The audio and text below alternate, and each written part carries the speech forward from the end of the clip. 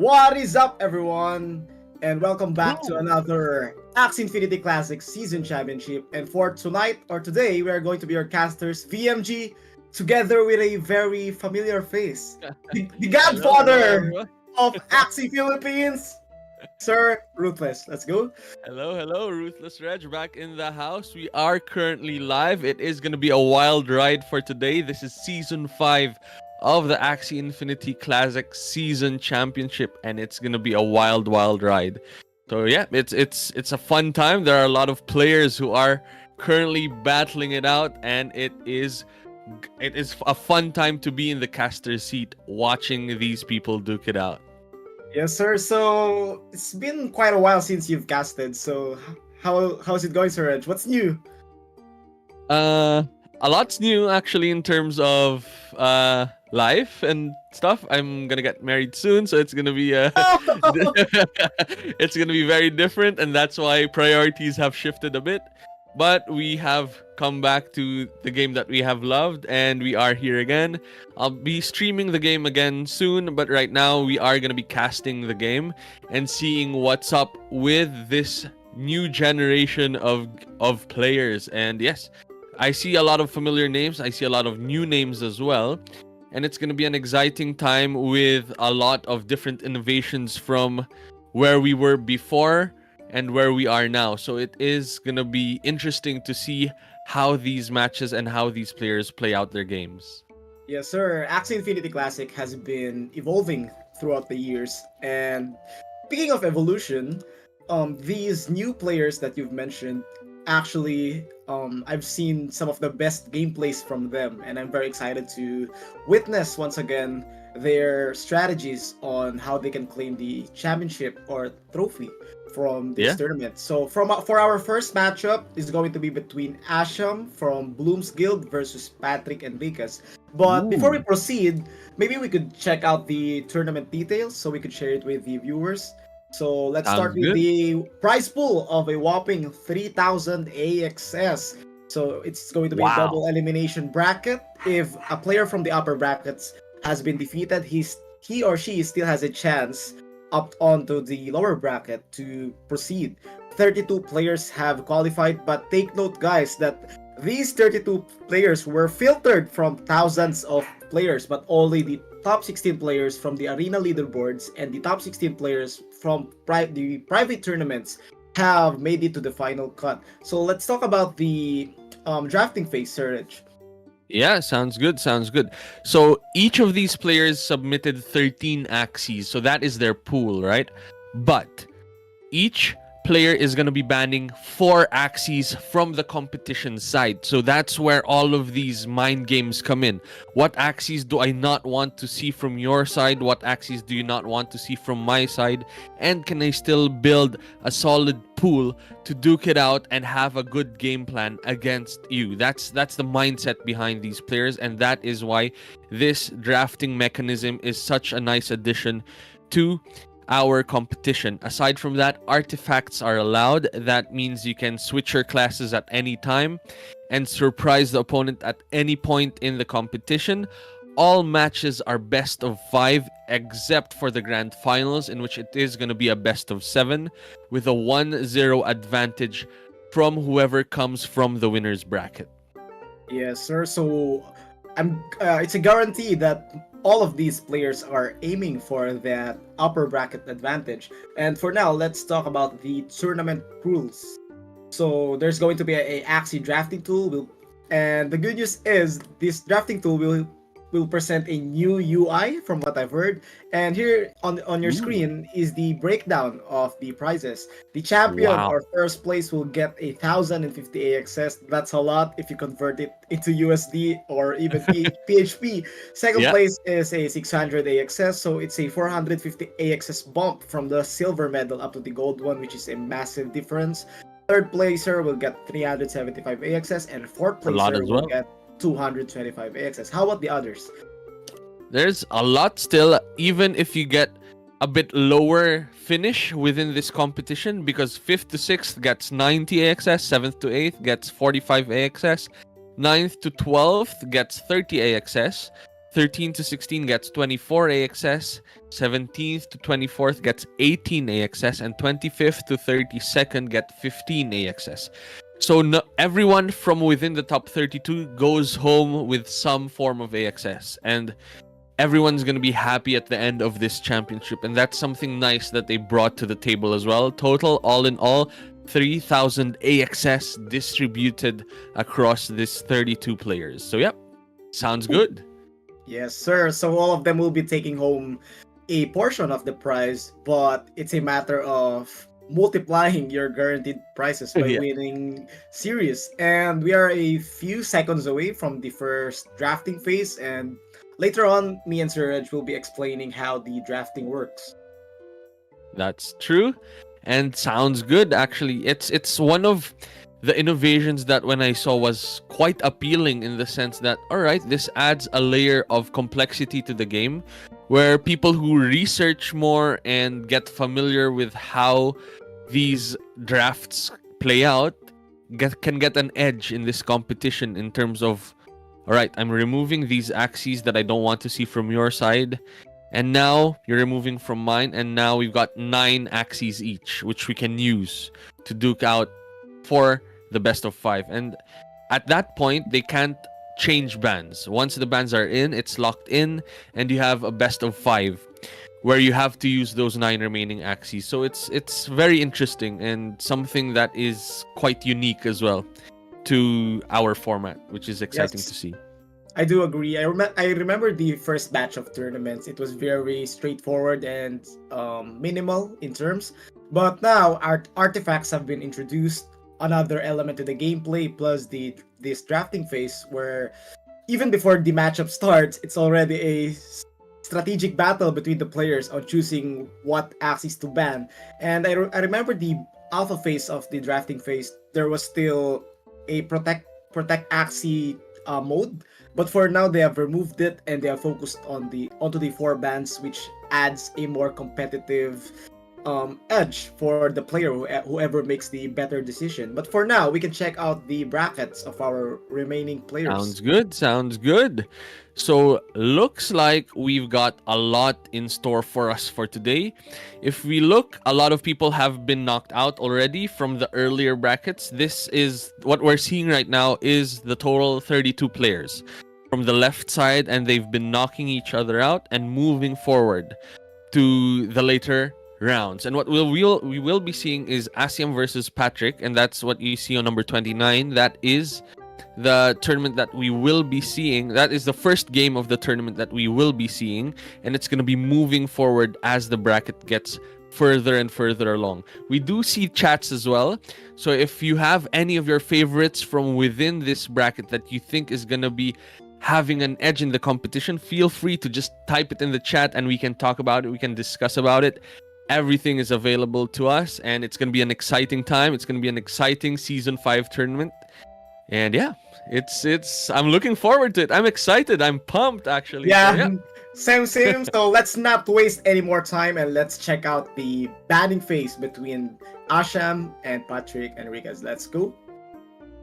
sounds good. Let's jump right in. And here we go. We can see both of our players. Those are their live cameras, but for some reason, oh, they're just focused. I thought they lagged. They're moving. I thought they were lagging, but I think Asham is like lagging, but Patrick Enriquez is moving. So each player has to submit a total of 13 axes, and from those 13 axes, each player can ban 4 axes from their opponents. And in a few seconds, we can see their submitted axes. So the idea behind this drafting tool is first they tossed a coin to see who chooses first. So for example, after they do their coin toss, one player is player 1, one player is player 2. The first ban is they do simultaneously. Both players ban 1 axis at this point. So they ban at the same time for this first banning phase. And then after that is where player 1 and player 2 becomes a thing. What happens is player 1 bans 1 axis, player 2 bans another axis, player 1 again bans 1 axis, Player 2 now bans 2 Axies after that. And then lastly, player 1 bans 1 Axie again.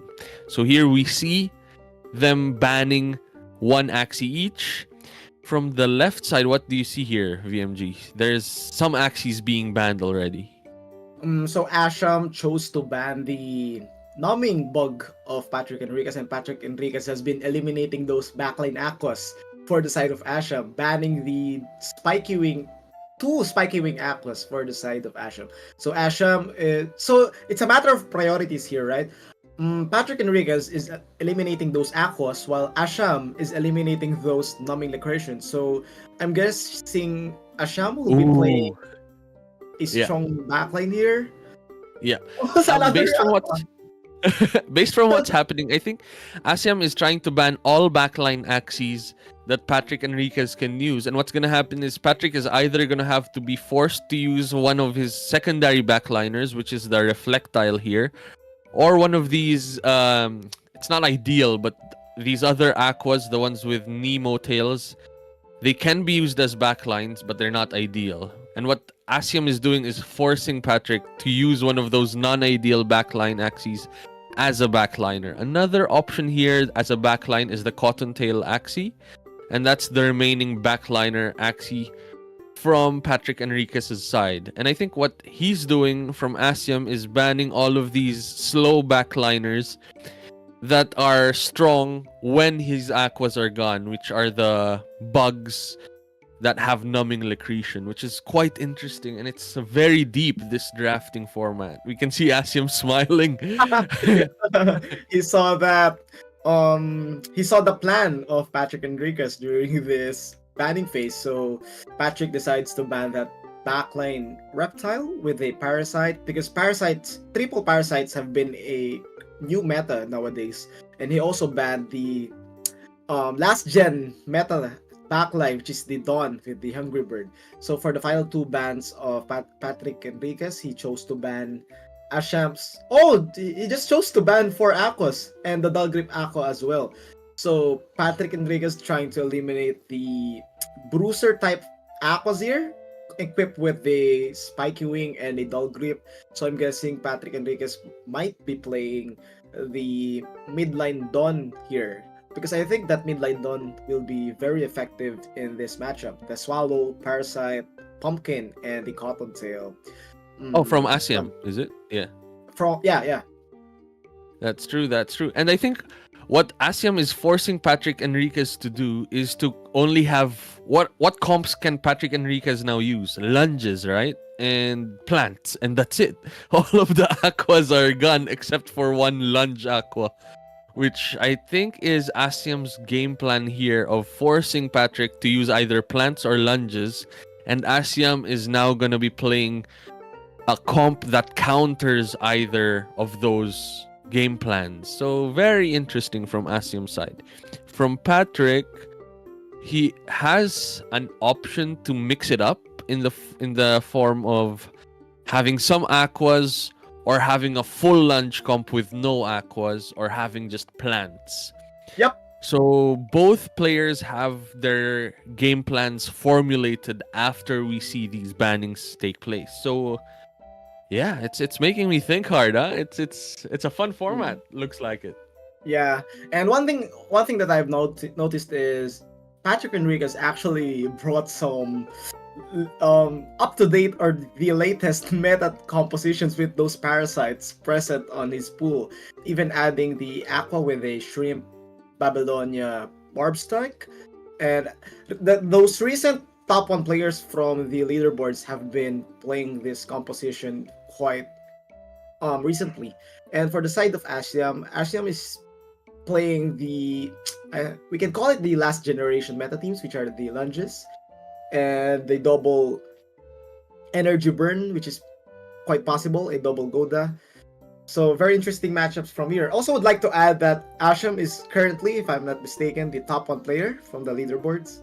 Yeah, he is. I had a look actually on what his favorite lineups are, and it's interesting. There, his Dawn is one of his used comp, so that's why Patrick, I think, banned that on top of the. That's why.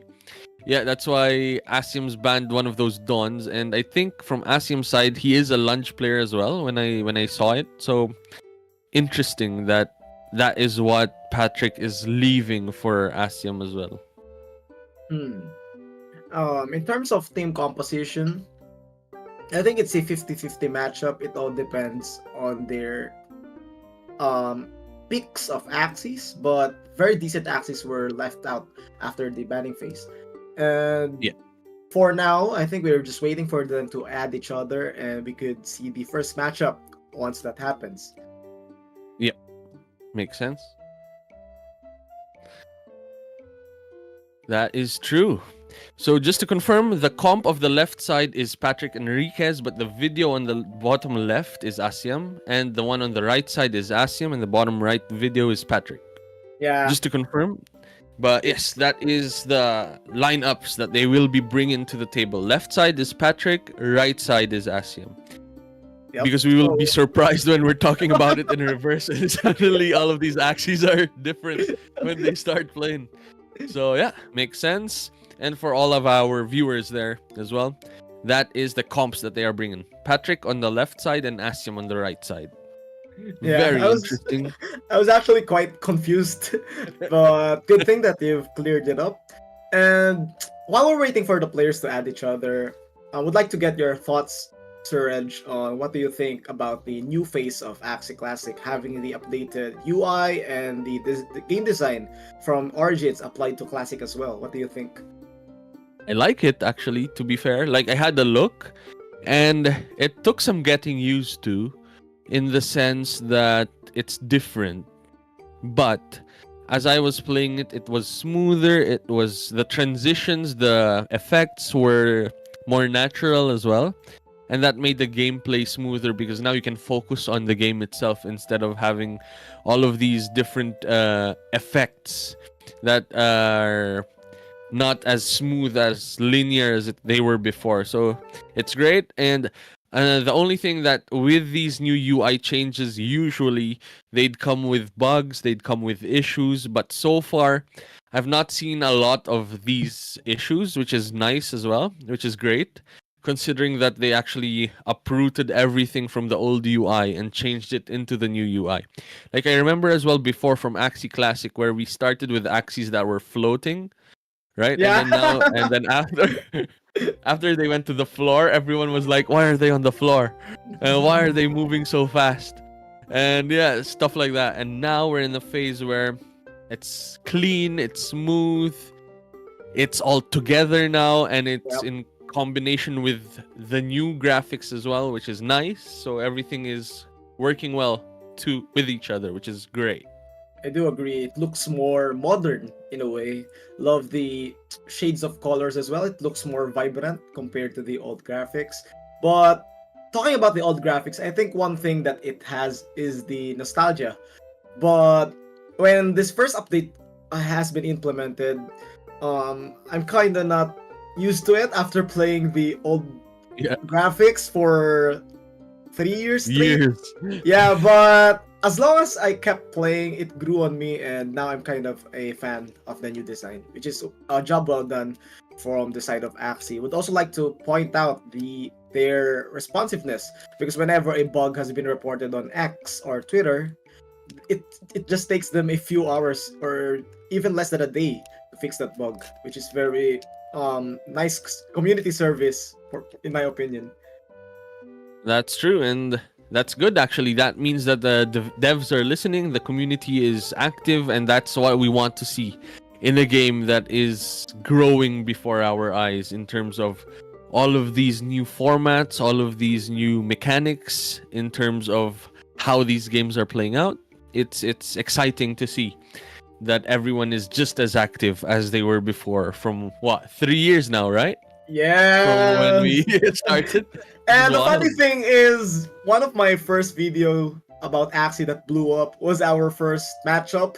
And when I talked to you regarding this shoutcast, the notification appeared on my Facebook page that it's been 3 years since the video is out. So Wow. funny how time Nostalgic. flies. Yeah, very nostalgic, and I always see Axie Classic as an OG player like my child.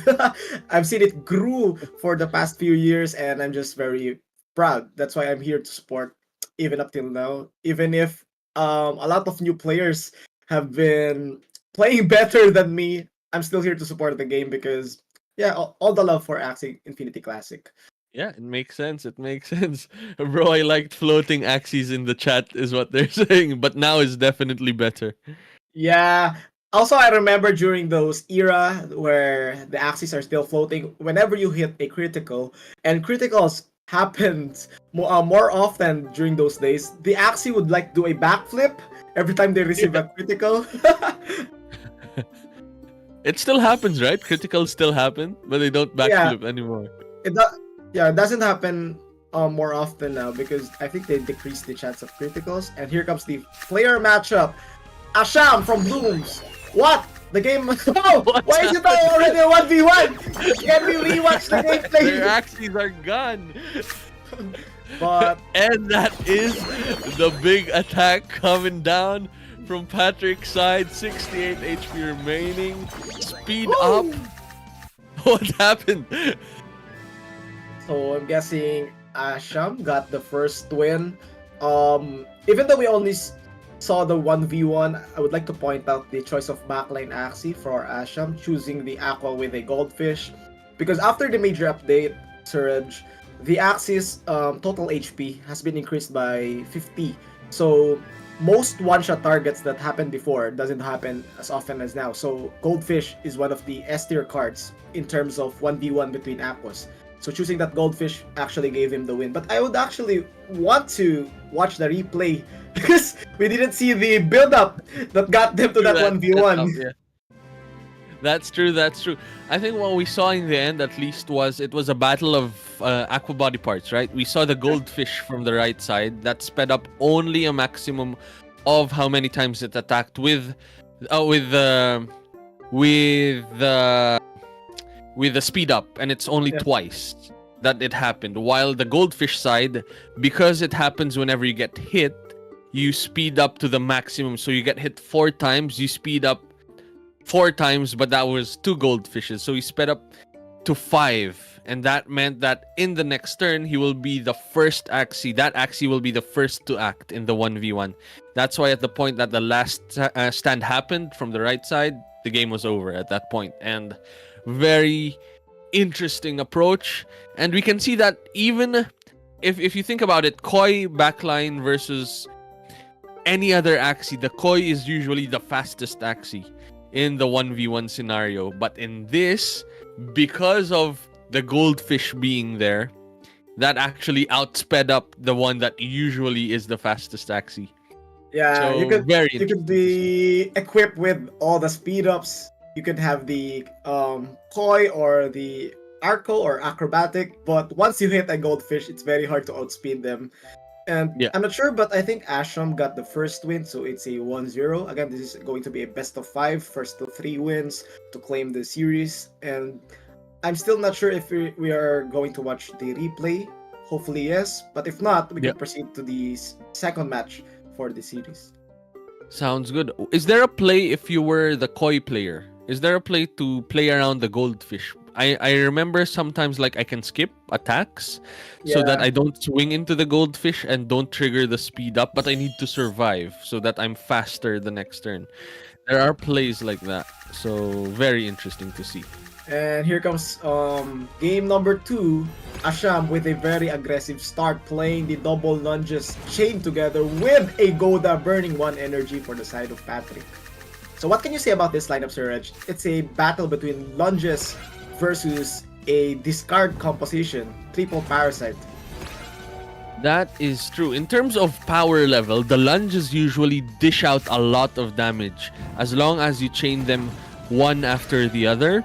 And that's where it works out. The issue is these third glances, they discard random cards. The parasites, they discard random cards. And if you hit the lunges with this discard, here we go, what was hit? Oh! Lunges are still there. Yeah. So if you hit one of those, you Beautiful break the combo. Yep. So these parasite compositions are, I think their strongest point is to eliminate the potential combos or Yeah. the remaining cards on hand of your opponent during the mid to end game, but Asham playing the double cattail is a big brain move for me. That is true. That protects your cards.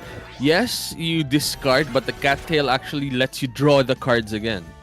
And that way, you don't really lose your combo potential. And what's happening is Patrick is now down to 1 Axie. Still has Parasite, and it's kind of a defensive Axie with pumpkins and catfishes and cottontails. But you're dealing with lunges. And that's a Dusk, right? So it's weak to all of these reptile cards. Yep.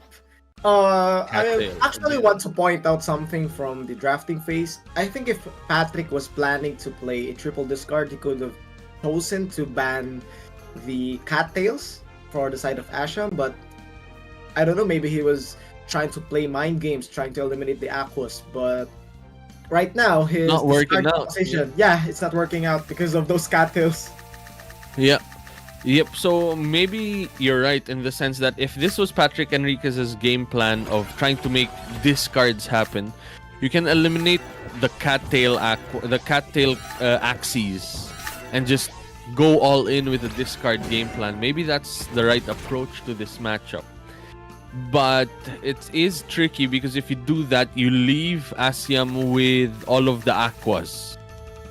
And those are the Aquas with the Kois and the Pliers, and those are just high damage output Axies. And here we go. Asiam actually just knocks out the last remaining Dusk from Patrick Enriquez's side to claim game number 2, right? If we're doing the maths right, I think Asiam won game number 1, the fast game that we saw, the fast break match. Asiam won that, I think. And yeah, this was game 2 for Asiam again. That means he is 2-0 up against Patrick Enriquez. So very strong. And that is what we want to see as well in terms of quality of gameplay, of sportsmanship. He is the number 1 player right now based on the leaderboards. And if we don't see a dominant performance, it's going to be sad from our side. So Yeah. it's good to see that he is claiming it at this point in time. The question is, there's still a chance for an upset. It's a best of 5. That means Yeah. Patrick can still win from behind, from a 2-0 deficit, and come back and do a reverse sweep. I've seen it before from the numerous games we've casted. What do you think? What can happen right now based from what we're seeing? I do think reverse sweeps happen. It's never impossible, but for the side of Patrick, he needs to be perfect on these remaining games. He needs to make the perfect team choice, perfect decision making on how to end games, and not give any space or momentum to the side of Asiam. But Asiam, with a strong head start, is 1 win away from claiming the series. That's true. It's tricky. It's tricky to be on Patrick's side, but there are outs. That's what we've seen so far, based from our history of playing Axie. Is anything can happen at any point. That's why this game is super fun. That's why we're here and doing commentary on this amazing game. Let's see if Patrick can surprise us and dish out an upset. Oh no! Here we go. Game number 3. Patrick is playing a more sustainable front and mid line with a double plant, so he chooses to make a very sustained move right here with the double critical escape. A very effective first turn for him. Chooses to discard 1 card, and I think that was a perfect first turn for Patrick Enriquez. Having the Yep, double very sustain defensive. plus a discard. That is true. And as long as the discard connects with no cattail, that is big. Because that throws away some piece of the combo potential that Asiam can do in the following turns. And right now, what does Asiam have? 1 lunge, 2 goldfishes, and a Nemo. So not a lot of damage output, but drew 2 more lunges in total. Asiam having some bad draws right here. He never got the cattail from his front Dusk, and his first cattail from the midline Dusk got discarded from that Parasite. So, some Very bad, strong. bad RNG for the side of Asiam. And Patrick Enriquez looking healthy right here, having the 305 HP from his front plant. So Asiam still needs to waste around 3 to 4 cards just to eliminate this front plant of Patrick. That is true indeed. There is some combo power still. Lunges we can still see from Asium's side. So he is holding on to that and is going to use that in a big turn. As long as he can still connect with it without having these lunges getting discarded, Asium still has a solid chance in this matchup. If it boils down to a 2v2, which lineups look better? Is it Asium's side or is it Patrick's side? I think Asium, because his backlane Aqua is much faster than Patrick, but I think Asium, this last stand is very bad for Asium, because he was trying to set up a six card barrage, but yeah, that last stand ruined it. So he's still unable to eliminate this midline plant from Patrick. That's true. And this is Cattail on, but only 1/3 glance. Only one parasite went in. So Asium only drew one card. In terms of card parity, they are still in the same number of cards. 3 from Asium's side and 3 from Patrick's side. Energy-wise, Asium has an energy advantage of 5 right now. So that is a lot of damage potentially. But if you don't have cards, energy is irrelevant. And that's what the Parasite comps are trying to do against these kinds of mid-range lunge decks, where they're trying to just dish out constant damage outputs one after the other. A lot of lunges this turn is coming in. One Axie went down, a third glance goes down, and it is a 1v1 with one card ahead for Patrick Enriquez. Yeah, I think that one card will make a huge impact, having your first goldfish present on your hand, even though you have the slower Aqua, but there's a huge chance that Asium might pass during this turn. And also would like to take note that Asium actually used his Aqua artifact on that midline plant right here. Yeah, so I like this skip from Asium because at least the goldfish does not trigger, the speed up does not happen. And another play at this point is double goldfish. I think Asium is hoping for a double goldfish at this point to try and speed up. And I don't think you do anything else, because if you do a double goldfish and Patrick does a double goldfish, if Patrick redraws the goldfish, then Asium is going to be faster just out of natural body part speed.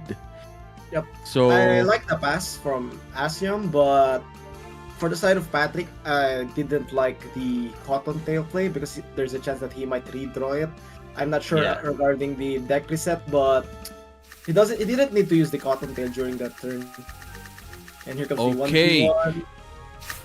Big attacks incoming. Asium comes in with a 3-attack play. Patrick comes in with a 3-attack play as well. And not enough to sustain, so Patrick will be extending the series. Woo! Upset, and I like the video feeds of these players. Oh, you can see saw the frustration from out doing these things, and it's. I think what he was after is an offensive card, or at least some more defense to survive the barrage of attacks that are coming in. So interesting. We can see the stress from that game from the players, and that's nice actually. That's quite unique that we're seeing right now. So we know that Patrick is getting into Asium's head, right? At least for that game. So let's see if Asium can claw back into this. We know he's ahead. He's 2 games ahead. Now he's just 1 game ahead because of Patrick's win. And let's see. Let's see where he goes, where the road takes Asium in this best of 5 series. It's exciting. XL people actually looking good, Rach, according to Axie Infinity. There you go. It's chilling behind us. And yeah, it's exciting times. Yeah. What do you think? What's your prediction? Who's gonna win game number 4? I think game number 4 will be the most important game for both players because it decides the momentum. If Asium manages to lose one more game down to another best of 1, both do or die scenario for both players, so Asium needs to end the series right here. But if ever Patrick manages to get another win, then the momentum is his, and he has a higher chance of winning the final game. making a reverse sweep possible. But That's true. regarding that second game, third game, I think Asium was playing good, but that last stand from the front plant mattered a lot because he was Yeah. unable to play his A 6 big damage turn, card. yeah. Yeah. Stopped a big turn from happening at that point because what Asiam wanted to do is just do a big barrage to the midline and knock it out. Because of that one, it's not even a last stand with 2 bars, it's a last stand with the 1 bar. That's even worse. Yeah, it was made possible by a single ivory chop play from that plant, which is kind of a genius play from Patrick. From And here Patrick's comes side. game number 4. Same lineup for the side of Patrick, and for Asiam, he changed his front because the Kotaro has been getting value, I think. Yeah, he changed his front from yeah. a lunge to a wooden stab. But Yep, those I think- cards. What Asiam is after is more defense, I think, in the form of the beach from the wooden stab. That gives 10 more defense than the lunge right now. So maybe Asiam is trying to do the same thing of have a frontline Axie with last stand survive the barrage of attacks that are coming as well. Try to return the favor. Speaking of first turn, Patrick had a very good first turn, getting value from the double parasite. But now here comes his third parasite, but good cattail draw for the side of Asiam. So Asiam deciding to play this a little slower compared to his first 3 games, trying to set it up for his midline and backline to play the mid to late grounds even more aggressive, managing his cards. But Patrick is quite aggressive during the first 2 turns. That's true. This Axie from Asiam is already going down, and we're only in round number 3. So we're seeing a flip. Oh! Oh. 2 big attacks incoming from a last stand Axie. That is huge from Asiam's side.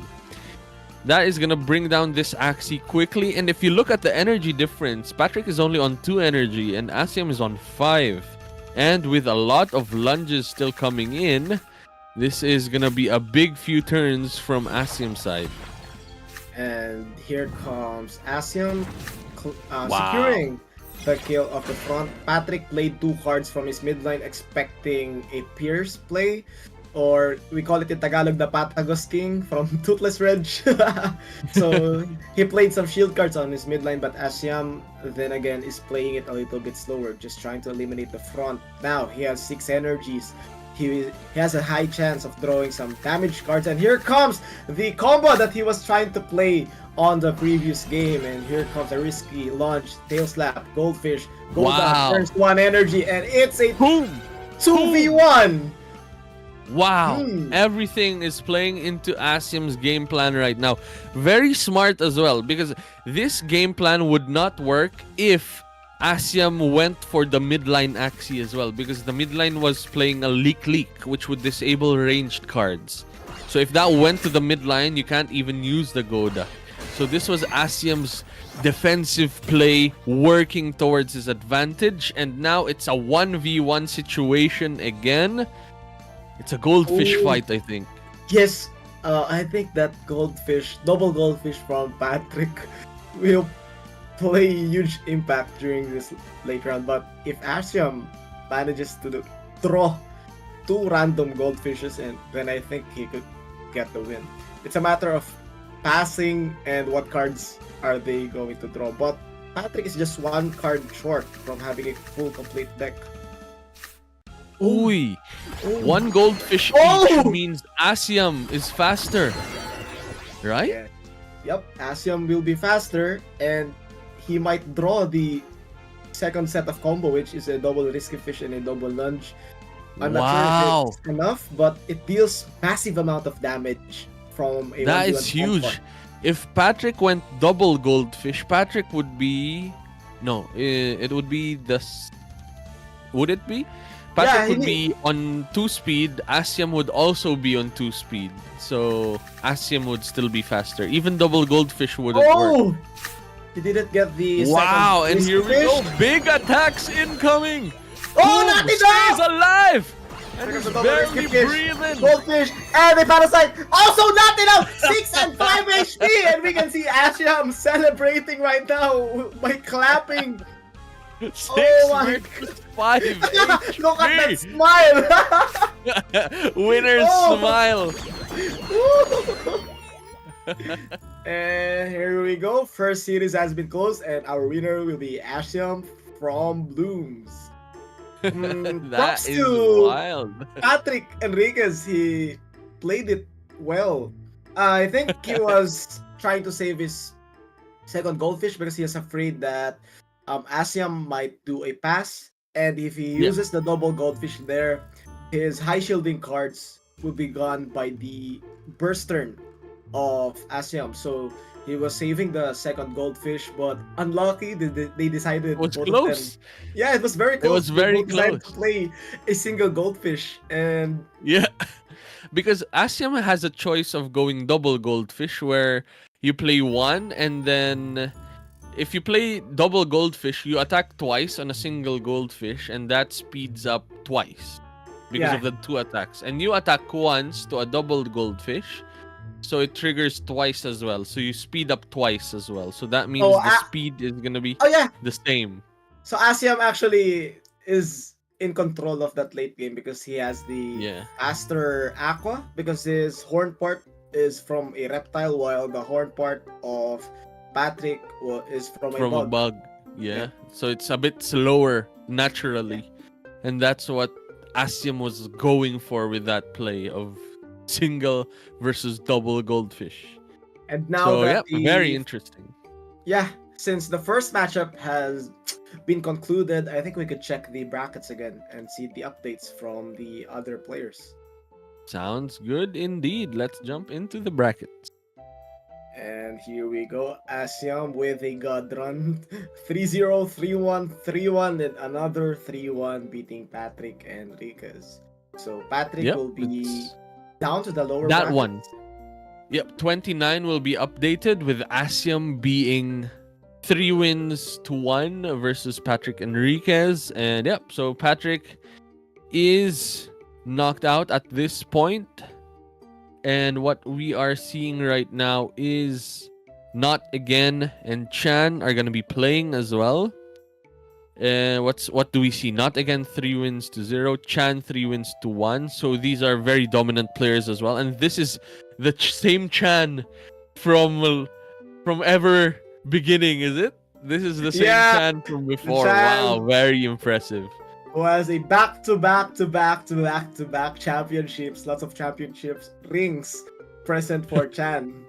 And here Very are the players from the lower bracket. So we can see Cloudy here and Arya. Arya, a very popular player from the guild matchups, the Yep. LAN tournament that happened here in the Philippines a few months back. We can see Lance Patrick and Marks. Thunderstruck is still alive from the lower bracket. Thunder. Mm, Thunder is very having a solid line. Look, it's 3-0, 3-0.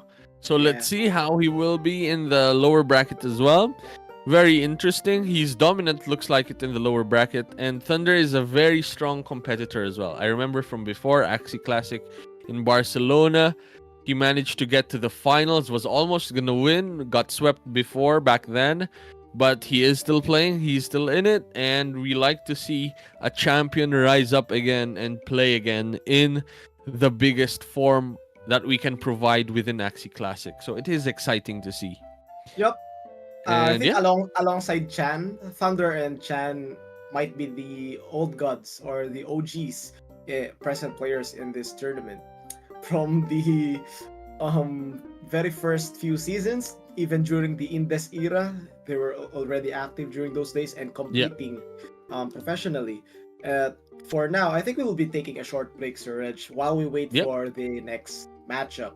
So next matchup is going to be between Chan versus Not Again, a rematch. They have faced each other from the previous tournaments, and I'm very excited regarding their Wow. improvements.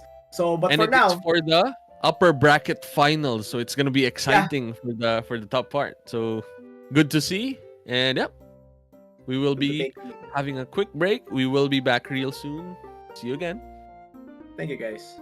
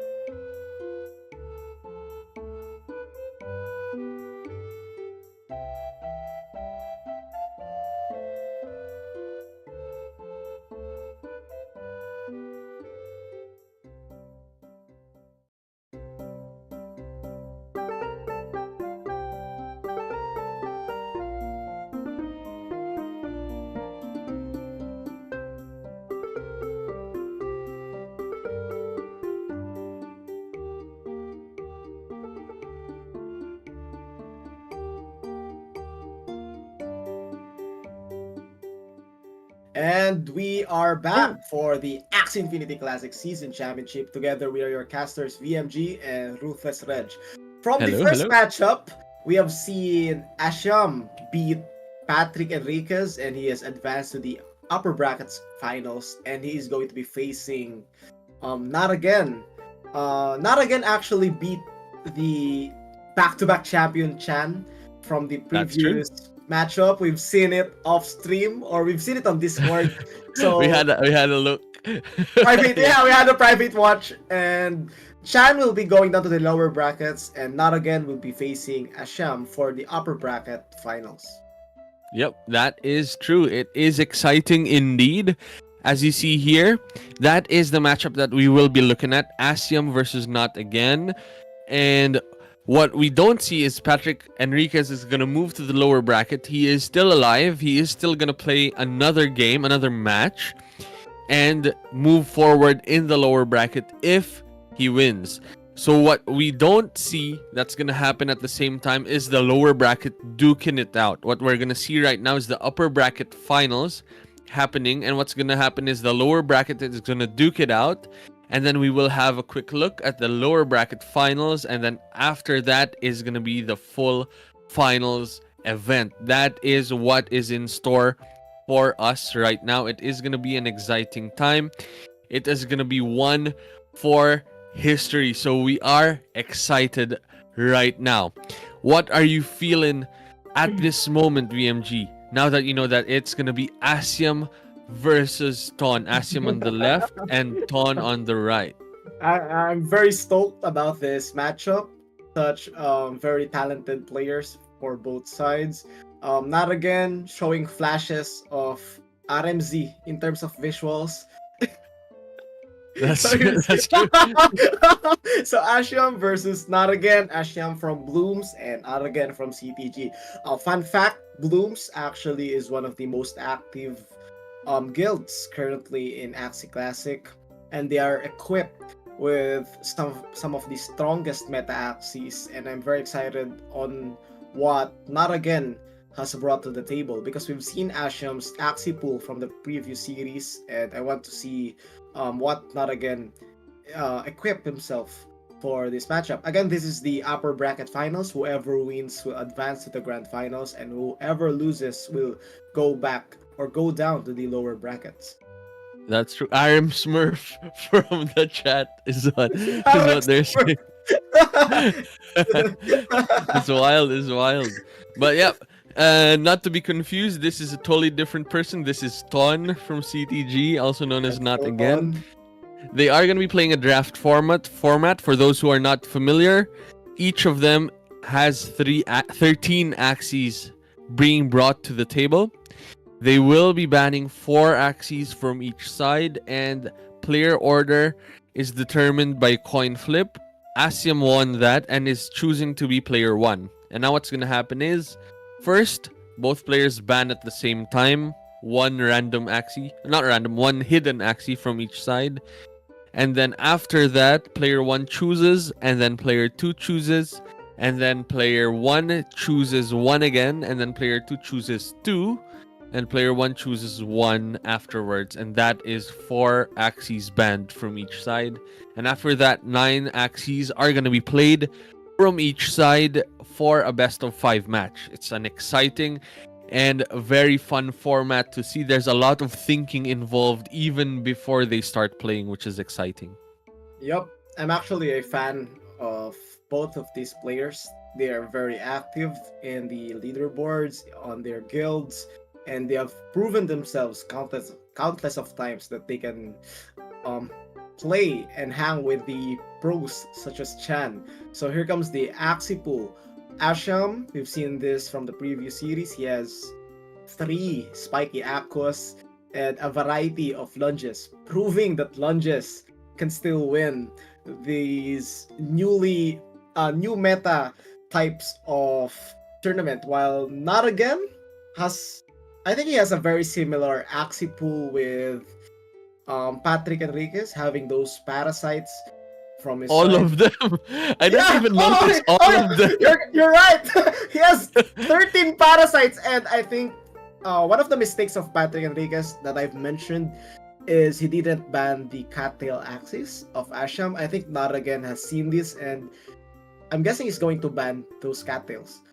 Yeah, there are only 3 Axies from Asiam's side that have cattails. If Ton not again bans all of them, he even has room for one more ban aside from the 3 cattail Axies. So very interesting. What is Asiam banning? Looks like first he removed the numbing Lucretian, so that's a backline Axie that's out. Yep. And then what else? The Cottontail Axie has been banned. So it looks like he's targeting backline Axies that Ton might be preferring. Goldfish looks like it. He removed the Yeah. goldfish I think from that's the a good choice. equation. Yep. And I think his second ban has a Terror Chomp as a mouthport. So he is trying to prevent those kinds of disables from the Numbing Decoration and the Terror Chomp. So I think you're correct, Suraj. And I think Ashiam will be banning the Goldfish while Ton will be banning the cattails. For now, Ton chooses to ban that Goldfish Aqua as well because Ashiam actually got 3 wins from the previous series with that Goldfish Aqua. And then I think what's gonna happen is Ton is gonna ban both cattails in one because player 2 is gonna ban 2 Axies, and I think at this point Ton might just ban the 2 cattail Axies. Yeah. Choosing And the that third might ban. be the game plan. Yep. Correct. But it will actually Interesting. surprise me if he leaves those cattails open. But there's no particular reason to leave those cattails open when you're piloting 13 parasites. That's Yeah. insane. That's very insane. 13 parasites. So many eyes. Yeah, we can see the flashes of the old school meta compositions, but all of their horn parts have been mutated into a parasite. We can see a god reptile with a parasite. We can see a plant with a night steel and a kotaro with a parasite. We can see an aqua spiky with a parasite. So this is like a mutated composition Axipool from Not Again, which is very interesting. That's true. It's like think of all of the tier 1 Axies that we remember from before and just remove the yes. horn and change it to parasite. And you got a team. Yeah, the third eye composition. But now Asiam, he has already banned the double goldfish from Ton. Actually, what I noticed from Ton's side is he has a duplicate. Huh? There's a Koi Aqua there twice. Spiky Wing, Parasite, Risky Fish. He has 2 of that. 2 of the same. So it looks like that's his backline. Looks like he values yeah. that a lot. I agree. There's a high chance that he might be using these aquas because he chose to ban a goldfish aqua. But for now, he is eyeing on that dull grip aqua with a goldfish. So I'm guessing he's going to leave one cattail open. He finds no problem with leaving one cattail, but 2 cattails will be a problem against this parasite. So very strategic banning. Pick. He's still. I think he's still deciding. You can see those highlights. Yeah. It looks like he's prioritizing the goldfishes. All the speed up. He banned the dull grip, so there's a chance that he might be playing a god reptile, but he opened 2 cattails. Interesting. Yep. So now what's happening is Asiam's lunges are open. Not perfect, but you can go like for... If you want to use the 2 cattail Axies, you've got the plant front, you've got that other cattail Axie mid, and then you can have room for whatever backline you want. It can be one of these lunge Axies, either the Reflectile lunge or the Dusk lunge, or what else? The Aqua lunge as well. So there's a lot of room here. While for Not Against side, what was banned? He banned the god reptile with the parasite. Goldfishes are removed. And it leaves him with the backline Koi Aqua. He has 2, so I think he's prioritizing that. So that might be the backline. And then that's a god bug as well there with a the old version Godbug, that might be a backline, but there's no eggshell at all because it's all Parasite. So that's either gonna be the backline. It's either gonna be the Aqua or the Bug as the backline, or yeah, I think that's it. And then you just have this group of plants and dusks that you can use as front and midline axes. Yep. Interesting. Very interesting choice of bans for both players. You've seen my I comments. saw the chat. Shaved me. I really want to ask the players themselves on why are they leaving the double cattails open even though they're piloting these discard compositions. I want to know their strategy or point of view. But if Ton manages to beat Asiam, then Oh. it can prove. Oh, I have an idea. Maybe what Not Again is forcing with this is for Asiam to play the two cattails. Because what can happen now is Ton can use the Godbug at the back, and the Godbug is okay if you have a lot of these plants and dusks. So maybe that's his game plan. Maybe the Godbug is the backline for Ton. Yep. I think that backline bug will be very strong against these dusks and plant, but Asiam still has two aquas open. But the one thing about discard compositions is even though Asiam has an advantage when it comes to Axie, the final Axie for the final 1v1, if he doesn't have the right cards to end the game, it's still not a winnable scenario for him. That's true. It's gonna be interesting how this plays out, huh? This format is very interesting. Like, we see a lot of options, and then we see what their bannings are. It's a bit different from our predictions, and then we see what their picks are gonna be as well. Is there room for innovation? Can you rotate your comps? I can see from Asiam's side you can switch your backliners. There's a lot of backline options here, even if you go for the double cattail play. There's also a play for just fully lunging all the way and just have one cattail Axie and have the dusk midline and then have the aqua backline as a lunge, because Asiam is also has the double aqua koi, has two copies of that, right? Yep. That's the spike. That's a spiky wing upgrade, right? The last Axie from Asiam, that's also Yeah. spiky wing. Yep. Also, a So Spiky that's a Wing. copy of the one on the top right of it. So you Hmm. might use that as well. A question for you, Sir Edge. Yeah. If you're facing a parasite composition, would you rather play a double cattail or would you give up one cattail for a cottontail or an energy gain? Interesting question. I think I might have, because he's giving me the two cattails, right? That means he is predicting that I will use the two cattails, because that's what he's forcing me to do. And I think there's an option here to just give up one cattail and have more firepower in the back line and in the midline.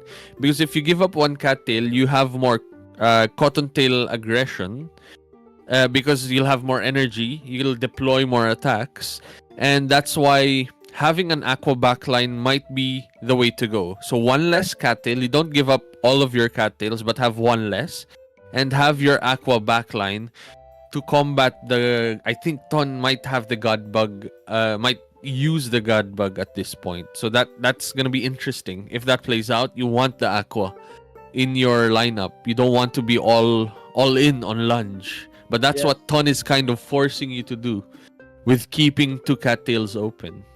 Very Yeah. interesting. Good insights. I think the most balanced composition for Asham is to play a spiky, cottontail, and one cattail. It's the most Yes. versatile composition. But if he wants to gamble, Asham really actually has a choice to play double cattail and have the dusk with the cottontail as the backline. But it's a gamble backline. It's a gamble play for me because if Ton manages to play a double lick, it's going to be a hard time for Asiam to eliminate some axes. So he needs the spike queuing effect Yes. to be able to pierce through the first two axes and have a chance at the 1v1. So I'm very Yeah. excited, guys. We're a few seconds away from match number 1. And I'm very proud of these two players that they have reached the upper bracket grand final. So best of luck to them. And we're just here to watch the action. That's true. That's true indeed. The Dusk, actually, you're right. That can actually be a good backline Axie. And that can, I remember before, that can actually deal with the God Bug. That can handle a God Bug in terms of Scarab slows it down, Catfish, you heal up again. As long as you dodge the Snail Shell, the stuns, you'll be okay. But it is too close for comfort. That is a close fight. If you're thinking about using the Dusk from Asiam's side, the one with the Cottontail Scarab versus the God Bug from Ton, that's gonna be an interesting 1v1. Yeah. But it's might be worth it, to be honest. Yep. Because if Ton plays through that and decides to use Aquas instead on the backline, you'll want to be the Dusk and not the Aqua. Well, I'm thinking if you're Asiam and you play the Aqua backline, your Aqua is still faster than their Aqua if they think of using Aqua. Yeah. Again, because the horn is Parasite from the Aqua side from Ton, while your horn is a lunge, which means it's a reptile body part, it's faster. So you have a smaller speed advantage in that regard. There's no goldfish in this matchup. That's interesting. Only the koi. Only the kois are the speed up. Both players just decided to remove goldfish from the equation. Yeah, I think it just proves how strong the goldfish is. And here comes the face matchup and lineup reveal. Wow! Asiam playing a double plant right here. A very balanced composition for Asiam, having the cattail at the front, cottontail on the midline. And an interesting fact here is he has a vegan diet for his midline. And there's no scarab for not again. That is true. There's also no heals from both players except for the vegan diet, but that's huge because vegan diet steals HP from plants, and these are all plants except for the aqua. Actually, Ton has the plant artifact, so Ton can actually switch to a plant as well if he decides to. But with a vegan diet, you'll just avoid doing that altogether. Yep. So interesting. Asiam right here has an aqua artifact, so he's playing a counter artifact play. If ever not again chooses to use the plant artifact on his aqua to make it more sustainable, he can just change it back to an aqua. So counter artifacts play from both sides. But let's talk about the first round. Good aggression from Asiam. Yes, that's very aggressive right now. All of the damage is coming in. Oh! The discards are coming in with no cattail as well. Wow. Oh my god! Oh my god! What a nice play from What Narigan. just happened? No Deleting the cards, font. Yes! no energy, no damage right now. It's all zero cost from Asiam's side. Ton is in the driver's seat in this matchup. Look at that. I do agree. What a perfect play from Narigan. Ton deleting the front plant of Asiam, eliminating the remaining two cards. And an interesting fact right here is there's no vegan diet left available for Asiam. He used the first one on the first round. The second vegan diet actually got discarded alongside with his pumpkin. So those his midline plant sustainability is very low entering round number 4. That is true, and here, what Asiam is trying to do is trying to dish out damage, but there's not a lot of damage. Where will you get the cards from? Is the question. 2 coins remaining. That's not a lot. That is what 100, 220 damage to a plant even. So that's not gonna be a lot of damage. What will be key here is Spiky Wing, because it's gonna shred the armor that this plant can provide, but we saw one already, and that's out until the card rotates again. Okay, he redrew the second one. He's applying it now, and this applies it for... Oh no, that is actually spiky wing from Ton's side. Asiam still has his. Okay, he dodged the discard.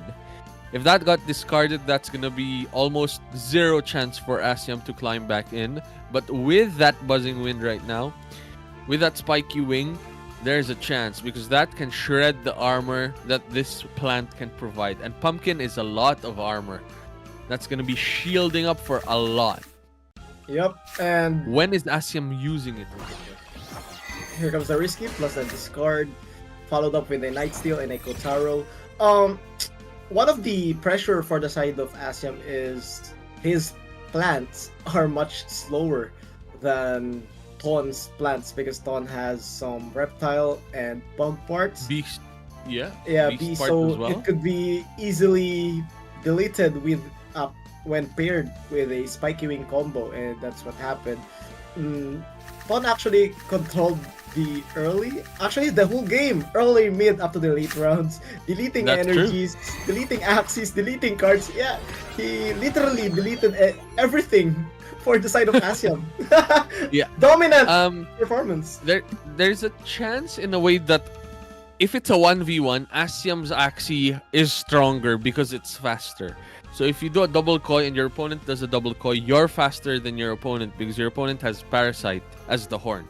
The question is, can Asiam get to that fair 1v1 point? It doesn't look like it. Look at the card difference. 5 cards more than Asiam's cards. So that is Parasite doing its thing, making sure you do not have enough cards in the 1v1 scenario. And we're seeing it to its full potential right now. Pumpkin is actually still usable. You can use it to rotate your cards from the back line. But he can also choose to just not use it at all and just let it go down. Asiam right here trying to split the cards, going for a pass. Now he could play a spiky 2-card combo to delete the midline plant and is hoping that he could one-shot delete this aqua, but It's gonna not be tough. again. Yeah, it's gonna be tough. Not again can actually safely gamble the 4 cards from the plant because he has so much energy. He could play 2 cards with plus a 2 pumpkin, and if not again decides to Maybe I'll use that, one. Save 1 energy for a 4-card combo again and again from the back line. Axie. So maybe double pumpkin plus one of these, either Kotaro and Parasite, might be the play. That brings you up to 200 plus shields. here we go. 300 all in. All in. Oh wait, this is actually an interesting play from Asiam. He has an attack up. Wow. He has an attack up from the risky fish. Now he will be trying to play a no turn. Hopefully he gets. I think Oh, he's going this to is get. close. Yes, it's very This is close. closer than I like it to be. Because of that attack up, will it matter though? Will he get another risky fish or another lunge? Because I'm guessing if he gets the double risky double lunge, it's a sure delete for Ton. Now for the side of Ton, will he be able to sustain the 4 damage cards? All Ton needs to do is survive, and Asiam's Aqua is Just swing out. back. Yeah, all that's he needs the to do is idea. swing back. So So- let's see. Tons is gonna be definitely buzzing wind plus maximum shields. Yes. Just to try and survive. Here we Double go. lunge! Let's see. Here comes the lunges plus the risky fish. I think this is a delete. 177. Oh wow! Oh! Oh wow! What a clutch! From Asiam! Comeback from Asiam. Oh my god! Wow! Impressive. The God. power of buzzing wind.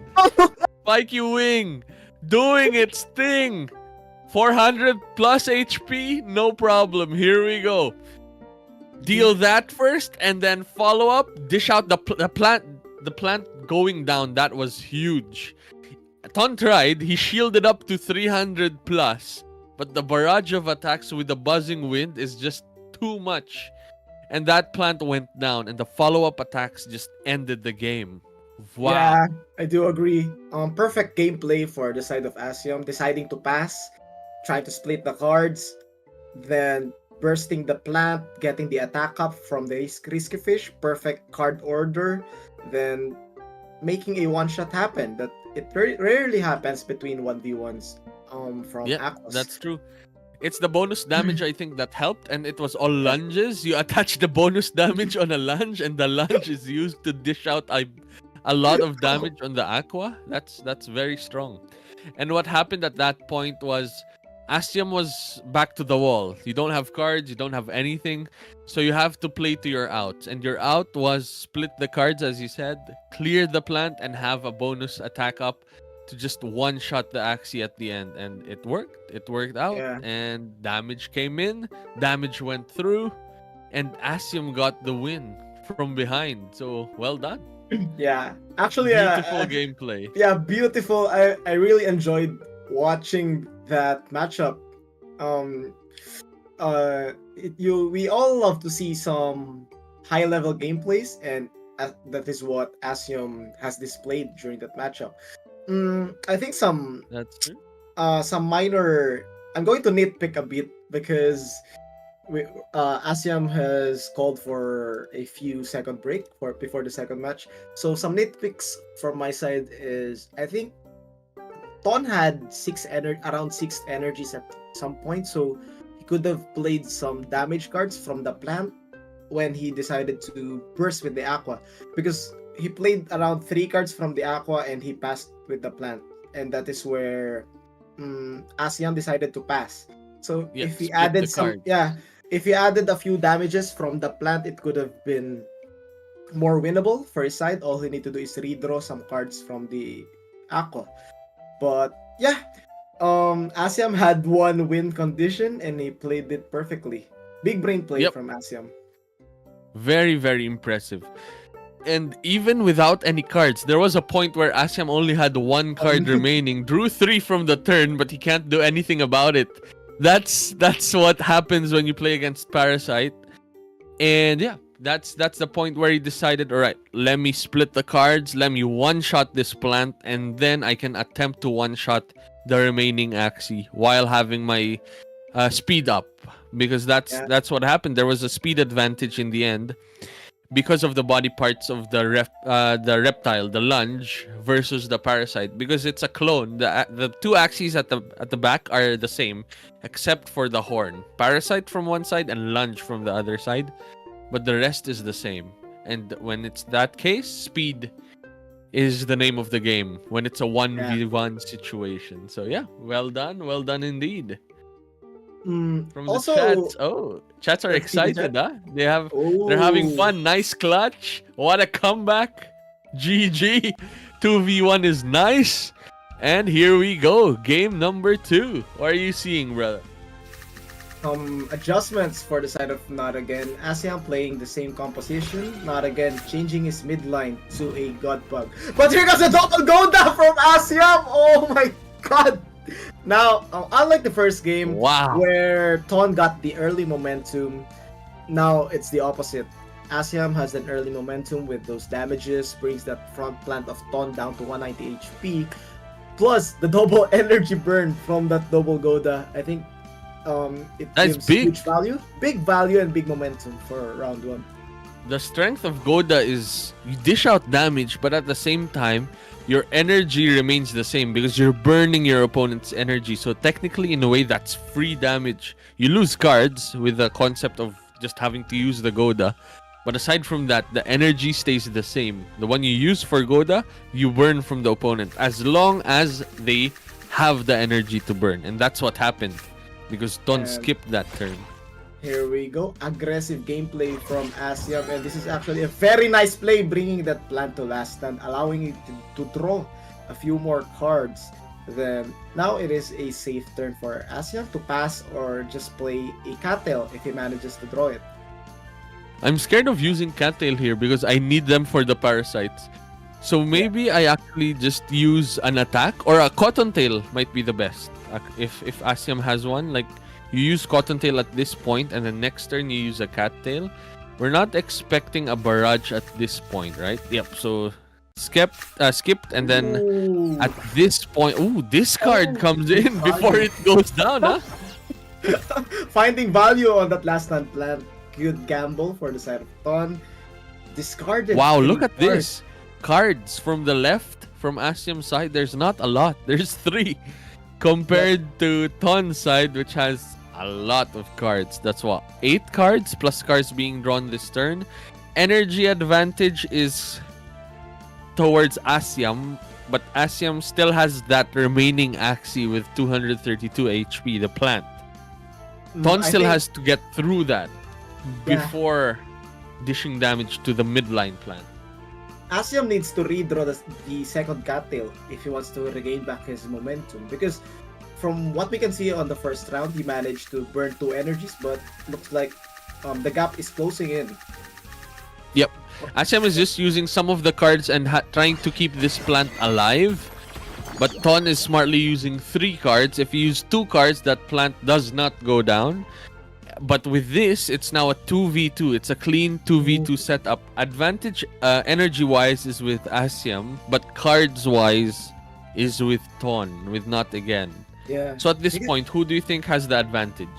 I think Ton, because he is going to high chance delete this plant right now with a spiky combo, since the bug is faster than that midline plant. Once he eliminates the midline plant, he has an advantage on the 2v1 because of that sticky goo present from the bug. Asyam won't be able to one-hit delete that bug, and he could deal some minor damages and even some discards during the 2v1. So let's see. That's true. Let's see if Ton decides to delete. But wow, he's playing it slow! Just chilling for a bit. Yeah, it's just, if I was Ton, I would just go ham on that plant. But yeah. I think Ton is trying to save his cards in the sense of the 1v1. He doesn't want to use the aqua cards, and the bug does not have a lot of cards. If the bug had more damage cards at this point in time, he would use it. But I think he's thinking of using this drain, this damage output from the mosquito as a healing source as well, because there's no scarab in sight from Asyam's side.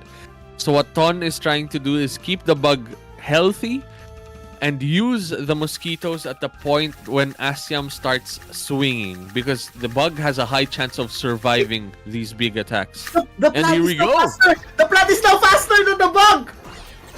Wow! Is that Does it gonna get be the enough? I don't think Is that so. enough? No! It's not enough! Look at that! And A critical! Oh my god!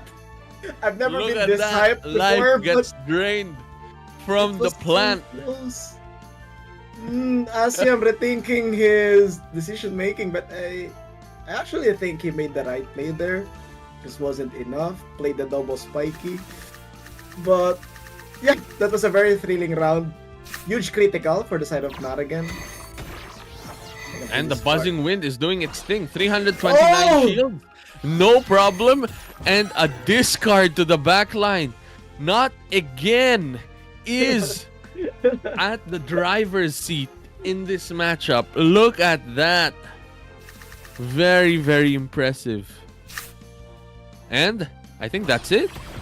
Boom! Yeah. Boom! Done. Well done. There was an item buff as well somewhere. Chat is saying Yeah. good item buff. No, Well done. I think they're just making a joke. Oh. But what a masterpiece for the side of Ton right there. Contrast to the first matchup where Asyam displayed high level of Axie gameplay. Now Ton, even though having 2 of his energies burnt as early as round 1, managed to Yeah. climb back up. Some notable highlights is the gamble from his front plant, playing a Sander, plus drawing a card with the pumpkin, getting a value from a last stand plant, followed up with a double parasite from the bug. Yep. Not Because at that rushing- point, the cards were gone from Asyam's side. The discards were painful. That meant Asyam can't do anything at that point. All he had to do was play the cards that were there. And there was not a lot of cards to play with because it was getting discarded. So yeah, it's a good one. And then saving the mosquitoes for the turn where he got swinged at by the 2 Axies, because it gained the life back after going down very, very low after the damage output from the Axies of Asyam's side. Very well done from Ton. Well played. But I'm not sure with one thing, and it is regarding the speed of the bug and the plant. I'm not sure if Ton knew that if he deals some damage to that plant, that the plant will be faster than the bug, and it was a very close turn. If Asya managed to draw one more damage card from the plant, he could have actually deleted that bug, and it could have Yeah. been different. It was a cottontail. Yeah, it was a cotton tail. It was a very huge turn for both players. That's why I was hyped.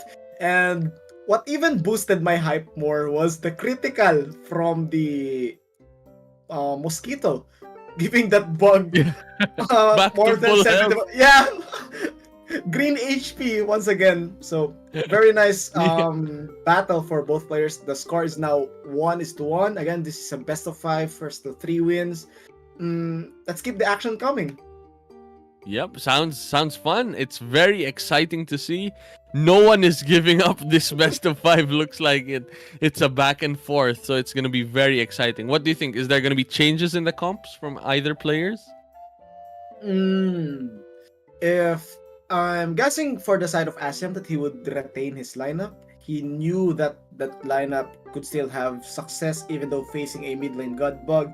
He was one card away from deleting the God Bug. But for Ton, I prefer his God Bug mid lane more compared to his first game lineup because that God Bug had tremendous value from the Cottontail, from the Sticky Goo, the Mosquito Sustain. So that God Bug is the perfect mid lane for this matchup.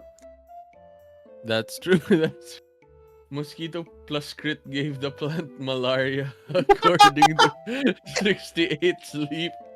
Dengue. That is wild. Yeah. Wild Poor plant. But yeah, the power of the mosquito is there. Like from 20, I think, somewhere around that, the bug went back to full health, almost full health, to just run away with the game. And yeah, it was a crit as well, so that was a lot of life drained from the plant right there. Very impressive from Ton's side. Yeah. Let's see. Momentum wise, it's equal. Game number 3, we're entering game number 3, and they're still on equal ground. So basically, this is now a best of 3 for both players. First to 2 wins claims the series, and we've seen the matchups between lunges versus parasites, and we can say that it is equal in a sense because both got a win. And here comes the lineup reveal. Not again, back to a plant. No bug. No, Asya played a counter for the God Bug. But no bugs in sight, huh? Yeah. Very impressive. Both players made an No adjustment. aquas, but there's 2 plants that is from Ton's side. So let's see. It is gonna be interesting. Those aquas are spiky wings though, so they can still shred through the pumpkins. Yes. That Ton's plants are bringing to the table. A lot of damage incoming. Nice play. Pumpkin coming in, but this not is enough. actually a safe play for Asiam because if we look closely, the front plant has a cottontail, so it could give firepower to this double aquas. That's true. Parasites are still gonna be discarding things. Asiam does not have a single cattail at all. So Ton is free to just use all of these parasites and discard to his heart's content. The question is, which is gonna reign supreme? Is it gonna be the parasites discarding, or is it gonna be the aqua's increased firepower from the backline? I'm loving the display of gameplay for Asiam right here. He's not taking a break whatsoever, just firing whatever damage cards are available, not even considering the pumpkin, dodging the double night steal, and current momentum wise, I'm guessing Ton still got it because even though he has a fragile on his plant, Asiam will only get 3 cards. But if Asiam manages to draw 3 damage cards, this might be a possible no turn depending on the draw of Ton. Yep, and speed-wise, both of Asiam Axies are faster than all of Ton's Axies. He has no choice though but to play each card. Here comes a Risky Fish, deletes the shield, followed up with a Plant stays alive. Yeah, too bad though he didn't get the 3rd damage card, but still, Two of these Aquas managed to survive. That Kotaro is huge as well, gaining the energy Yep. and strengthening the next turn of Ton for this attack. So very impressive that the two Kotaros are in. The plant stayed alive and is doing its thing, doing plant thingies. Very interesting. One thing to point out here on our screen is the saving of double koi for the side of Ton. So he is preparing for that 1v1 very well. That's true. Let's see what goes on. Here comes A few bits of switch. damage from both players. Just chip shots coming in. This is gonna be crucial discard. Oh, misses the koi! Wow. Both have single Wow. koi right now! And Asiam has the chance to redraw the second koi while Naragan has played his second koi during that round. Whoa! Both players have a single koi though, but Speed-wise, Asiam again will Asiam. have the speed advantage, and I think Yes. he feels that he has a strong advantage this game. Look at that! wow! Asiam has been cold during this series, clutching it up. Professor. Doing Yes! his thing. And Look here at we that. go. Big lunges incoming, and boom! Asiam gets the game number 2 from Ton. Look at that. What Second a play. win for Asiam in this best of 5. Ton is now in the back seat. Even if we thought that Asiam had the disadvantage there, no cattails, 2 aquas versus 2 plants. This is Axie Infinity Classic. Things happen like that, and Yeah. we're happy that things happen like that. We like that things go off what it looks like on paper. It just happens, and things line up for Asiam, and Asiam got the win. And well done. That RNG is things. game 3 for Asiam. Yeah, he had a 50-50 chance of winning that game. It all mattered to that single parasite that Yep. Tom played. He had a spiky and a koi on hand, and yeah, stuff like that happens, and it discarded the spiky. But one thing to note during the end of the game was I can see Ton smiling. He's not even mad. He's just like, It was random. yeah, okay. I think he still got the koi. So yeah, all matches have been close for both. I mean, all of Asiam's win have been close, but the second game was actually full dominance for the side of Ton. Now Asiam 1 win away from closing out the series. Let's see if he's going to make any adjustments. Also, when talking about adjustments, I think Ton won the adjustment game. Asiam was playing for the God Bug with a double aqua, but Ton played a double plant. He had a small advantage there, but yeah, the discard mattered. That's true. And something else to note as well is things like this where the randomness of the parasite discard, you can't control it. But something that Asiam did really well is he navigated that match to get to the point where you do that, where that game plan of you having that koi speed up to outspeed the other Axie, that is where the expertise of people within this level of gameplay shows up. And that's where you can separate the strong players for the people that are still climbing the ranks. To get to the point where it's random, yes, but up to that point was not random. And that's where the experience of these players come in. So very impressive. I do agree. It's the little details that matter, and Asiam played it well. Still rethinking the later rounds. I think it was a bad round for Ton, not being able to draw another extra damage card from the Aqua, so he was forced to play 1 koi just to eliminate the midline Aqua. Yes. So that draw mattered as well. But now the score is 2-1. Let's see if there are any adjustments. Oh! Mirror! Mirror! It's a mirror match. As much as these things are different, it's as close as possible to a mirror match. So what you guys are seeing are 2 plants in front, Both of them have vegan diet. Both of them have pumpkin. Both of them have cottontail. Different horns. One's cactus, one's parasite. And it's the same for the aquas. Mirror match except for the horns. Very Very interesting matchup. Yeah, I'm loving this adjustment from Ton. I think Ton has been doing a great job when it comes to the lineup choices. And if I were to make a prediction, I'm hoping for a game number 5. I just want to see these two players battle it out because they've been putting on a show for us. So let's see if Tom manages to extend the series or will Asyon close this one out. Actually, something interesting to look out for as well is will we see the power of Parasite in this match, that there's no cattails in sight? Will the discards work to Ton's advantage now that Asyam isn't even playing the cattails at all? Oh! Let's see. Wow, I think those were really bad discards for the side of Ton. He played a double Parasite and it discarded 2 vegan diets for Asyam, and I'm guessing Asyam is just ready to give up his front plant right here. So those are bad discards for the side of Ton. Very strong. That's the power of Parasite, even from the early rounds that we're seeing.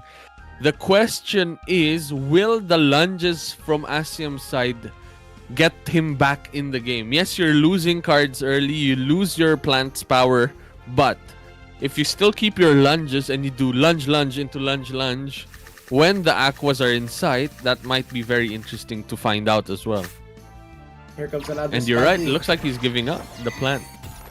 Discarded 1 card from the backline aqua, and this is a very good play from Ton, allowing that plant to survive and letting it draw a few more cards so Asyam won't be fully packed when the mid-round enters.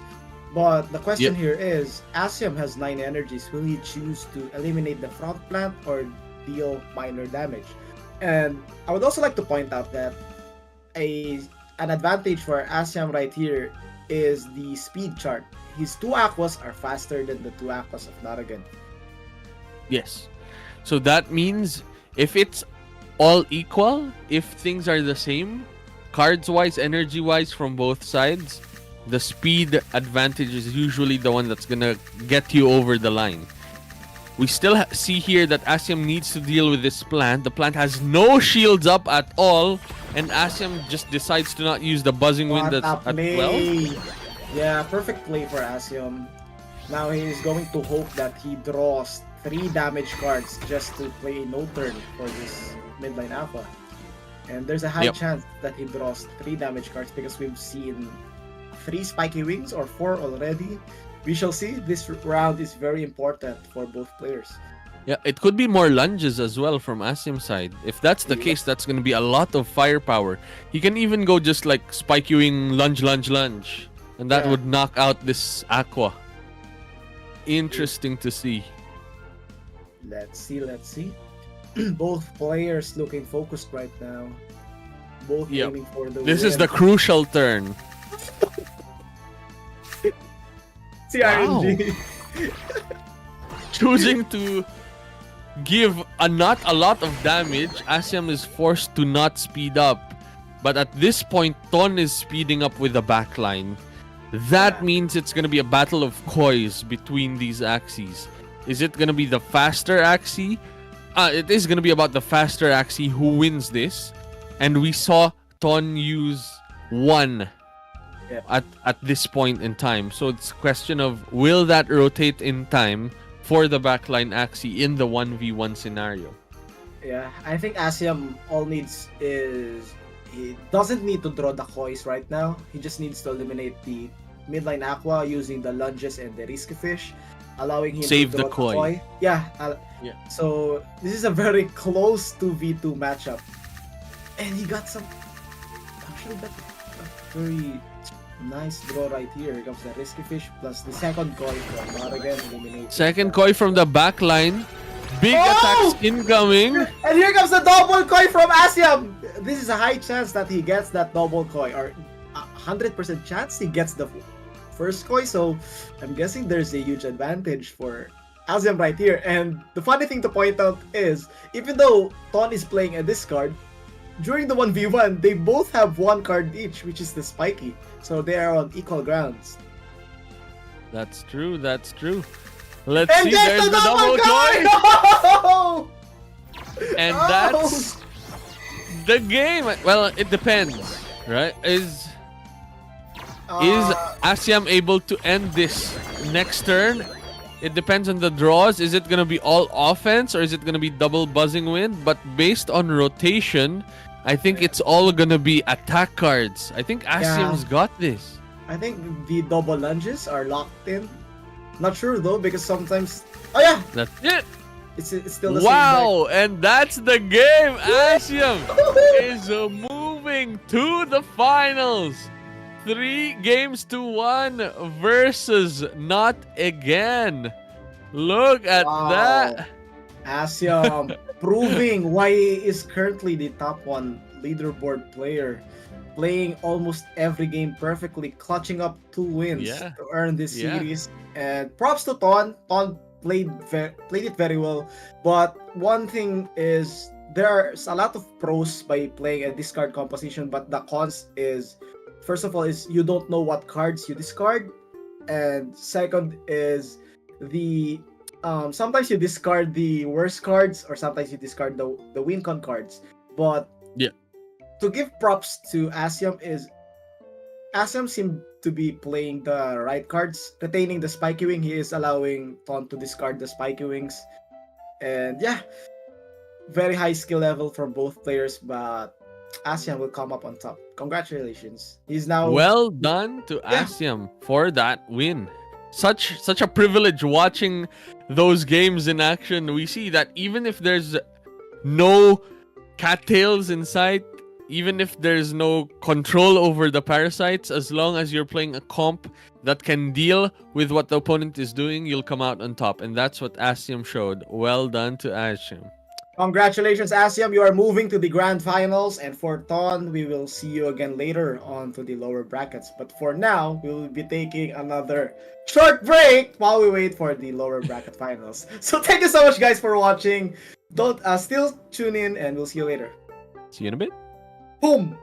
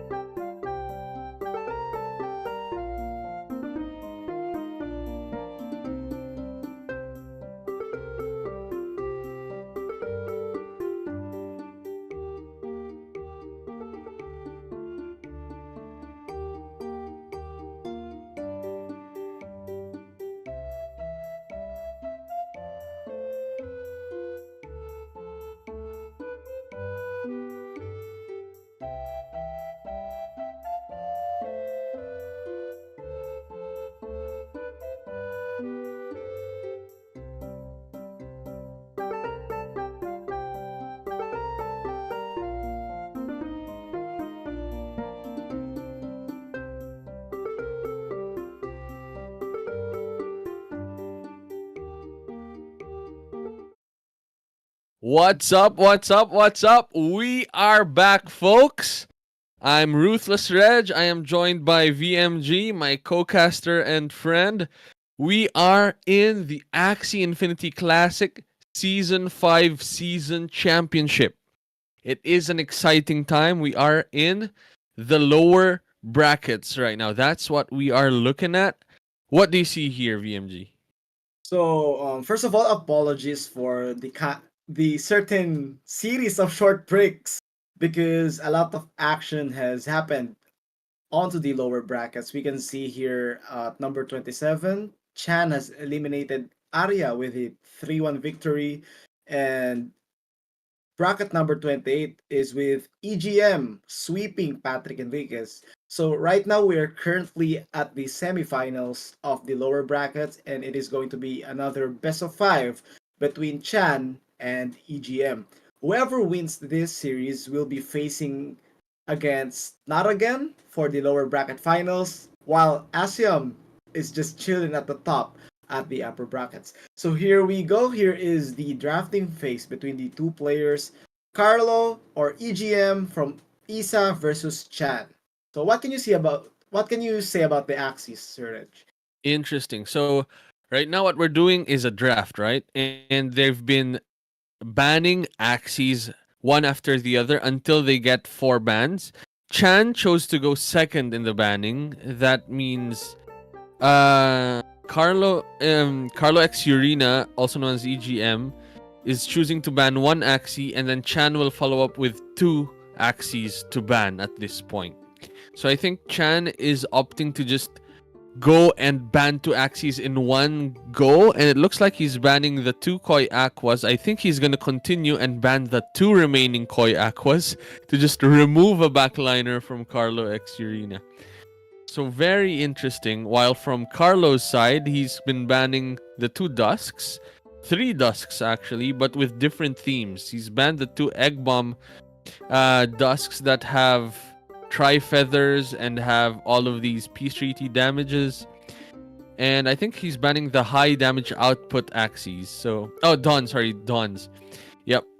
And aside from that, it is still, there's a lot of eggshells though from Chan's side, so I think he's been trying to ban them, but he's keeping the shrimp. So I think he's more scared of the high damage output Dons from Chan's side. So very interesting. Okay, So I think he's removing the damage output, and at the same time Chan is trying to do the same by removing the Koi Aquas. Yeah, I do agree. Chan finds threat within these spiky aqua, so I'm guessing he's trying to eliminate them. But he prioritized the shell jab and the egg bomb aqua. The question is, oh, never mind. He's still going to ban the spiky wings because, as what we have seen from the previous series, spiky wings do have a massive value during this meta. For the side of Chan, a very interesting Axie pool right here. Fun fact, he became, I think, a 2-time champion on the recent tournaments, if I'm not mistaken, with this certain meta. He loves juggling damages with the egg bomb, that's why he brought 5. He loves a very sustainable midline with an energy gain, that's why he has 2 god bugs and 3 god bugs and 2 dawns. And yeah, this is his mastery lineup, and he's trying to secure his favorite composition even though there are 4 bans during this tournament. And for the side of EGM right here, I'm guessing Chan will be banning that 1 Goldfish Aqua with the YSO series. Oh, okay. I'm guessing that Chan wants to use his spiky Aqua with the Egg Bomb. That's why he's trying to eliminate the Aqua with the Goldfish and YSO series. So very interesting picks right here.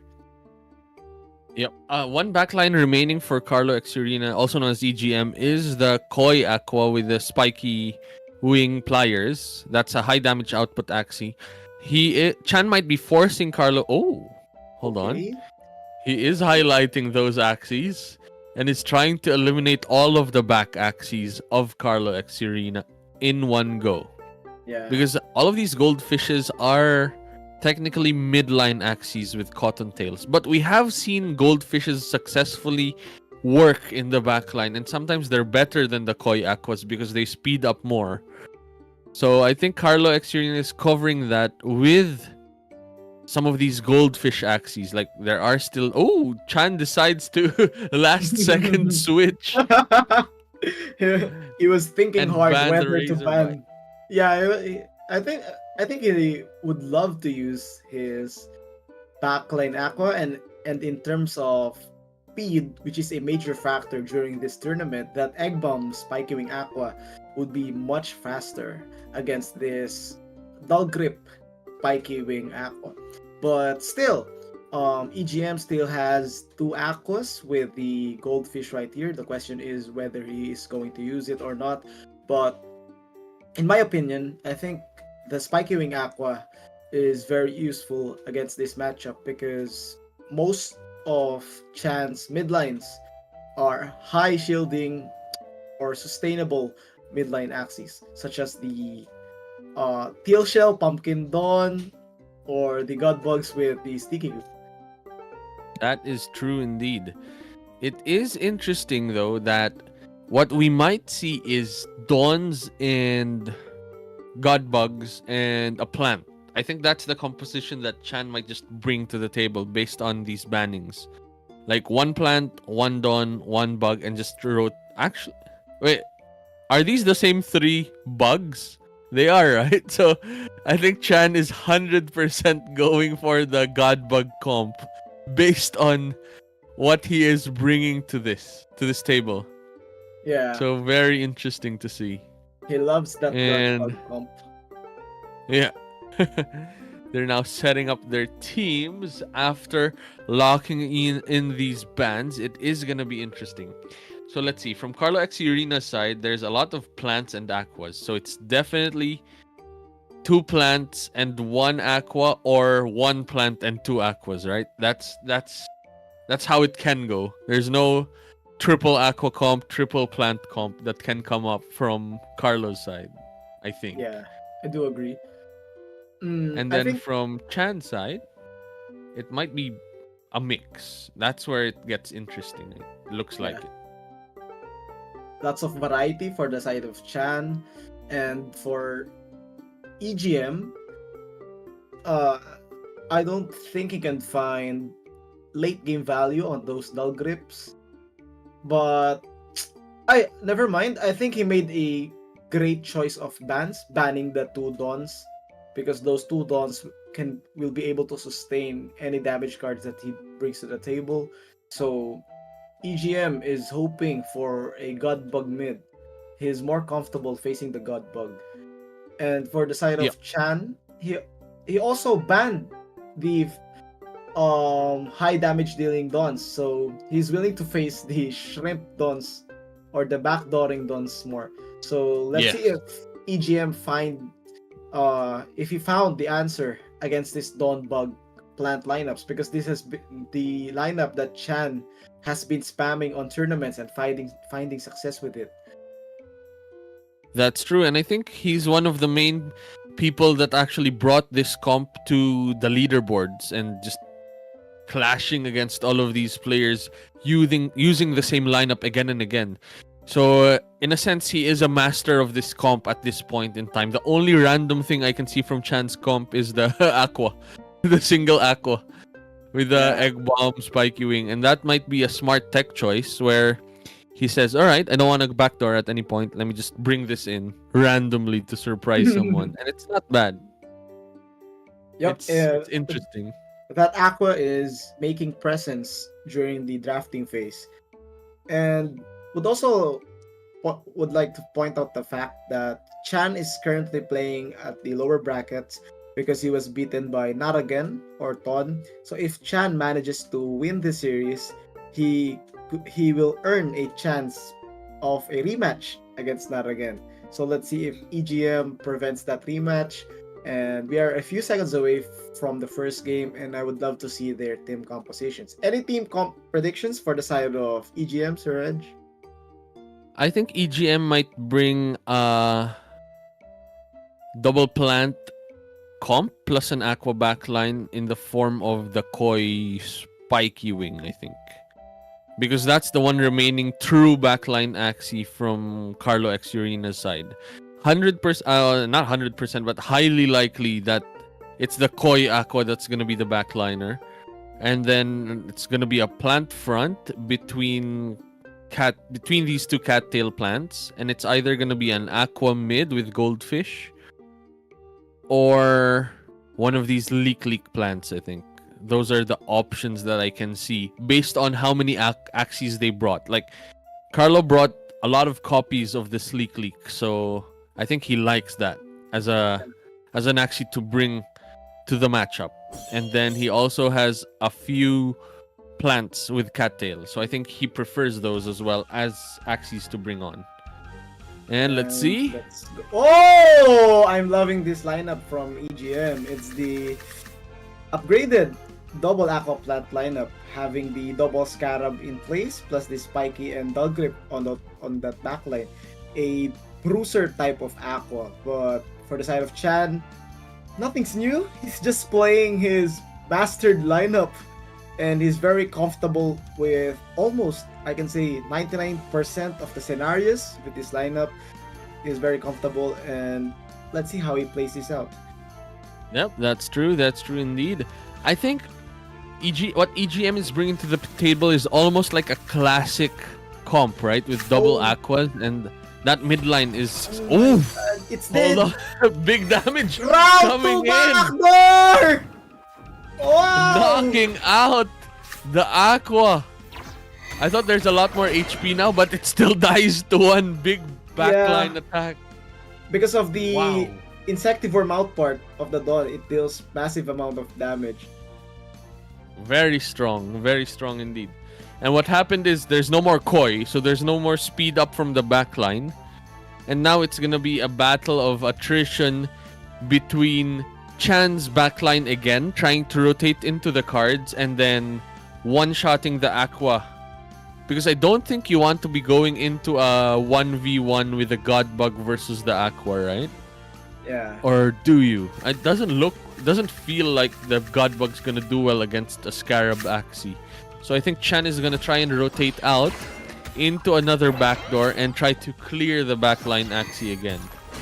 Oh no, no cattail for the side of EGM. Here comes the Goda, Wooden Stab, and the Scarab. Enough to bring that plant down, but in terms of cards, Chan is in control because that cattail had a huge amount of value, and now Chan could just play his cards well or just play patiently, because the only problem for Chan is the energy, while for the side of EGM, the problem is the cards on hand.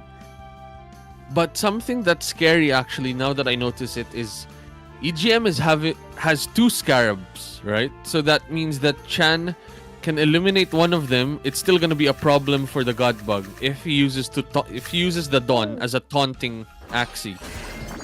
Look at that play from Chan, not allowing EGM to draw any cards, not even playing a single sticky goo. Big ball That play is true. from Chan. Now EGM is playing off of the top with hoping to draw good cards every turn, while Chan is just gonna think about how he wants to play this out. He can either go with a backline swing and go Shrimp into Eggshell into Insectivore damage and then follow up with another set of damage, or he can choose to heal. Actually, a play here is to Eggshell, get the aggression, and then heal up with the God Bug, because the Scarabs will go to the Dawn, which Also, means you can heal up. if he wants to make a highlight play, I think Chan is going to draw the second Blackmail, so he could play like a Shrimp, Egg Bomb, Blackmail, Egg Bomb, then potentially get just one heal. Let's see if he opts for that play. Oh, never mind! That Aqua is much faster and it gets the kill! Oh wow! Oh, never mind! Wow, that Never is huge. We did not see the reverse in turn order. The speed up from the Arco actually made the Aqua faster than the backline Dawn. I didn't notice it as well. I thought that the Dawn was still faster, but the late update on the speed chart showed it all. And EGM managed to draw 2 damage cards from that Aqua. Let's see if Chan is able to play, because there's still a huge chance that Chan can play the 1v2 here. He has all the And energies here and the we cards. go. Here Big we go. damage, down to 13 HP, still survives. Oh, the value though now. Time It's to close, choose. huh? It's very close. It doesn't EGM. look like it, Yeah, but he needs it to is. redraw. He needs an Arco to win the game. I think Chan will be killing the front plant this turn, so EGM needs to redraw. I'm Another guessing play before- is Chan to go for the backline now. If there's no Arco, and then just one-shot the plant with 4 cards. You can do 2 cards against the backline Axie, and then 4 cards now. Chan is just deciding which Axie he wants to wipe out this turn. The Aqua, that might speed up again. But I think you don't want the... If you kill the plant and he redraws the Arco, you don't want that. You want to knock out the backline as early as now, I think. Ooh, Ooh! Chan playing the most shield possible. Wow! No turn on the plant. No Arco for the Aqua. But is it still faster? It doesn't look faster, right? Wow! Boom! What Look a at win that. from Chan. Dawn Dawn killing supremacy. the back line and the front line in one go. Very impressive indeed. Yeah, very impressive. 1-0 Chan for the lead. But one thing I can point out from that matchup is we haven't seen the full potential of EGM's lineup because Yep. Chan was able to eliminate that backline Spiky Aqua as early as the second round. I want to see the same matchup go at it again, but now with both players having decent draws.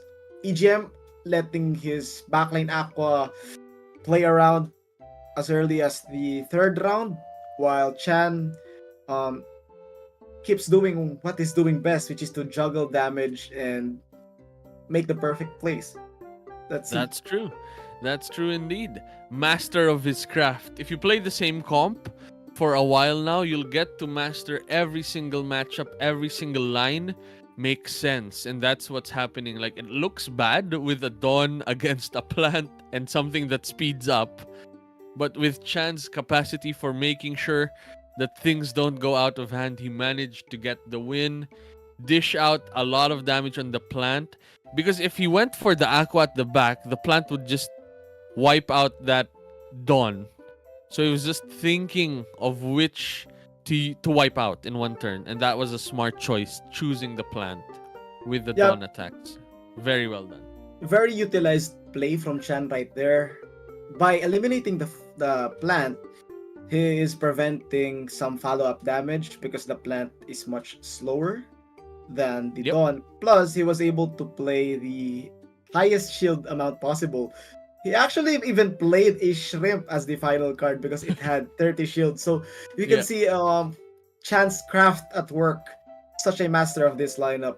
Now the question is, with the right amount of cards or with his spiky backline, will EGM be able to counter this lineup from Chan? Because for sure, Chan will be spamming this lineup throughout the series. Yep, it seems like his game plan is to just play these set of Axies because they've been working in his favor. He's been winning hard with this comp, and why fix something that's not broken? Just play it and ride it out to victory. If it's a strong comp, let the opponent figure it out, and if they do, Chan still has the backup Aqua to swap into. So there's still options from Chan's side. Only if the opponent is able to solve his comp. And he sticks. Oh my Both god! players Look at that choose to draw stick. from Chan! Big Oh. attacks incoming. is Here not we go. enough. Boom. Boom. Almost. Stays alive. Chan getting full value from his front plant as early as the second round. Another good draw round for the side of Chan right there.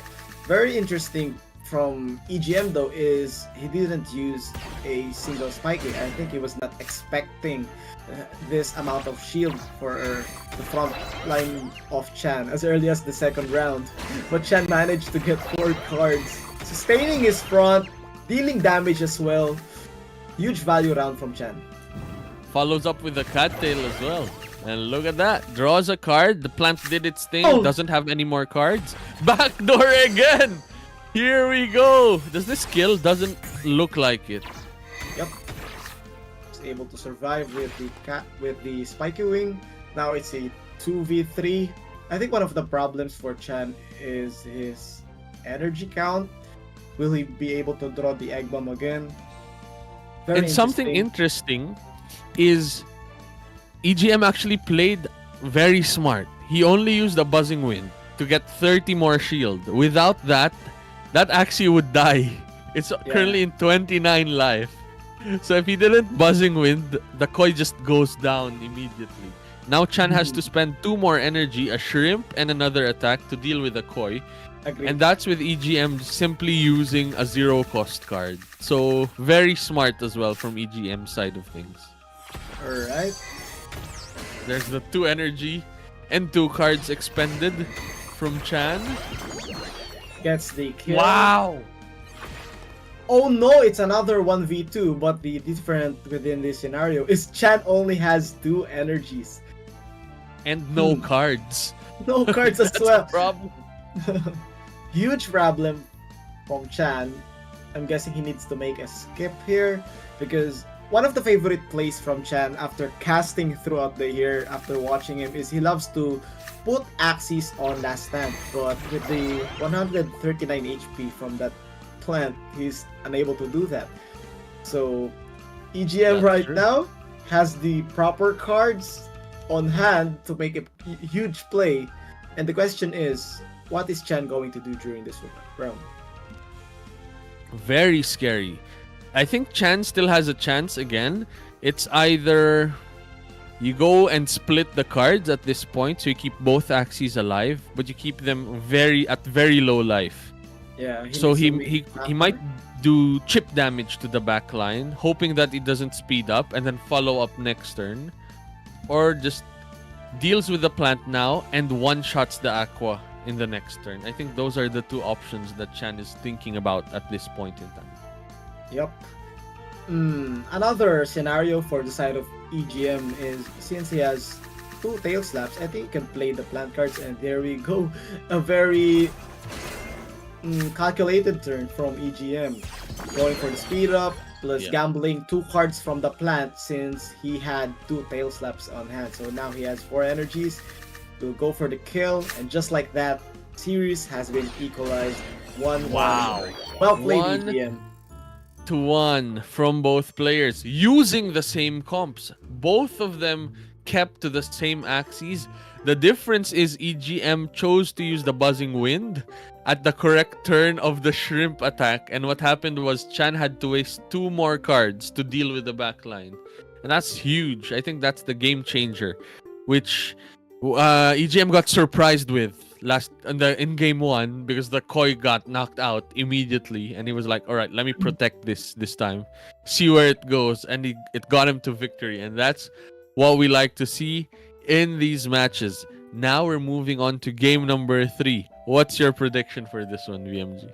Game number 3, we've seen the potentials for both teams, but as a biased player against Akos or towards Akos, I'm guessing that EGM has a small advantage because Akos with kois are very dangerous against bird, dawns, and even beast mechs and bugs. So as long as EGM plays his cards right, he has a small advantage. But then again, he is facing Chan, one of the best, if not the best, bug dawn player. I would also like to add that from what you've said that he won because of the perfect timing of the spiky, I do agree 100%. But I would also like to add the value from the single Goda of his front line, because if he didn't burn that 1 energy from Chan could be able to follow up a Parasite and a Cottontail, and he will be successfully deleting that backline. But yeah, EGM played that perfectly, and here comes game number 3. Let's see. Interesting. Both players, we expect this because both players won game 1 game with both comps. That means that both of them have a chance again. So people are just sticking to their lineups. But I do agree with what you said that with these shrimps, they don't really have speed up from anywhere, right? Because You can't. You're just basing off of your natural speed. And having Arcos and Kois from these Aquas from EGM side makes a huge difference in the 2v2 and my 1v1 scenarios. Yes. Here comes another Goda from EGM. Interesting. Slowing things down, burning some energy. Yeah. Chan has vegan diet, so he could just heal up with the damage that's being dealt right now. There's no scarabs in sight as well from EGM's current hand. What we don't see is they also draw 3 extra cards that is part of their hand. So there might be a chance where EGM draws a scarab at this point, but this could be an opening for Chan to just heal up with the plant right now with vegan diet. Yes. Especially with a bit of damage from the Goda. Yeah. Very nice choice of play for Chan if he opts to use that. I would also like to highlight the patience of EGM. He had 2 Godas on hand, but he decided to play 1. Another Goda, here comes. He will burn 1 energy, brings Chan down to 3 energies for the 3rd round, but gets the value from the vegan diet though. So good. Back to catch-up? full health. Yeah. For the it's back to plant full of health. Chan.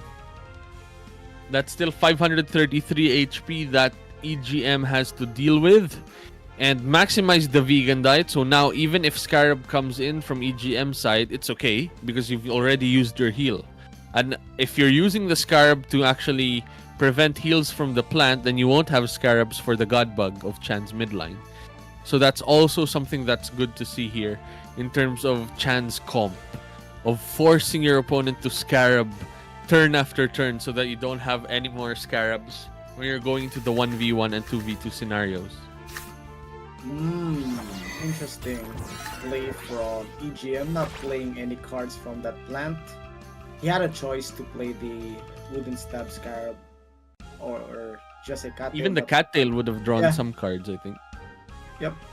But he's playing it very slow. I think he's trying to find tempo from his backline Aqua. He's waiting for the pair of that single Koi on hand. That is true indeed. And all this time, he's also playing against the game plan that Chan did the previous 2 games of going backdoor. But because Chan's seen that already, Chan might just not go for it at all and just go front to back and just surprise a backline swing at some point when EGM is least expecting it. That might be the game plan that Chan goes for. In terms of damage, Chan is ahead with a full set of Axies while EGM has 100 HP plant. Here we go. I love this play right here. Getting value from that plant, not overcommitting your backline cards, but he still hasn't drawn any backline cards, so that's a favorable RNG for the side of EGM.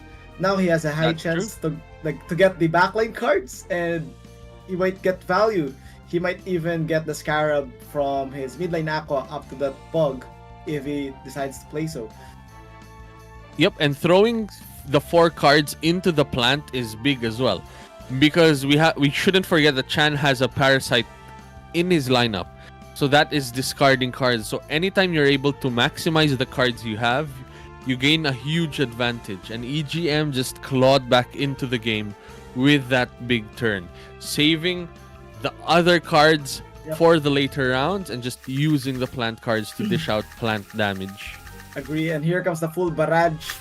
I'm loving the combo right here, but Chan, 1 step ahead, going for the Aroma play. So I just realized that the midline of EGM is much faster than his backline, so he's going to waste 5 damage cards. But then again, eliminating the Dawn is a good... Wow, boom! decision. Good kill. Another bad play right here is... What do you think is in the advantage during this scenario? At this point in time, I think EGM has a slight advantage because you've Same. got the Scarabs and you've got... So what I'm seeing is the plants are going to eliminate each other, right? And it's going to be Godbug midline of Chan versus Aqua midline of EGM. And that usually goes into the Scarab Axie's favor. There is a chance for Chan to just control the cards with Parasite, but that doesn't always happen. And in That's this true. case, it's gonna be close. But I think the favor at this point in time is in EGM side because of it being number one an aqua, and number two it having scarab to just prevent heals from the god bug. Another, on the other side, I think Chan is going to draw. He has a high chance to draw double parasite. If he manages to draw the double parasite, it would give him the lead since That's EGM, the out. yeah, he only has 6 cards. He is forced to play 4, then the remaining 2 might be discarded if Chan gets the double parasite. If not, EGM might have an edge right here. Yep, it is a nice matchup to look out for. Like, Oh! here we go. Boom. What the No. play? No Tiki goos at all. Discards and damage are coming in. Very interesting. Interesting. EGM Chan has a lot of energy, so Chan can just choose to go all in at any point that he wants to. While EGM just has an aqua, which is strong versus bugs. Yeah. Will any of these artifacts matter? They don't seem to. Is it gonna change anything? It's not, right? It's gonna be worse for both of Yeah. them. So that's not something to consider at all. It's gonna be a barrage of god bug versus aqua cards in terms of damage, and then as long as scarabs rotate again and again, and as long as Chan keeps missing discarding all of these big attacks, it's Okay, gonna good be play from hard for Chan. Chan. Never mind. It was Wow, the perfect last play. stand, and that's it. The aqua takes the Oh. victory for this game. Look at that, the power of the Scarab Arco Aqua showing its teeth. And that's one of the Axies that's been with us ever since season see? 21, when it ended from Axie before, from the Axie Classic last season. So it's cool to see that this Axie is still alive and dishing its damage onto these Axies, onto these multitude of Axies that we're seeing right now. Very interesting to see. Yes, sir. Very interesting indeed. Arco Scarab Aquas is still one of the most balanced Axies, considering that Aquas have high HP and high shield. It has an energy gain from the tail slap. Yeah. It could prevent the no turn plays from the Arco, and having that Scarab and Risky Fish deals massive amount of damage while also eliminating the heal.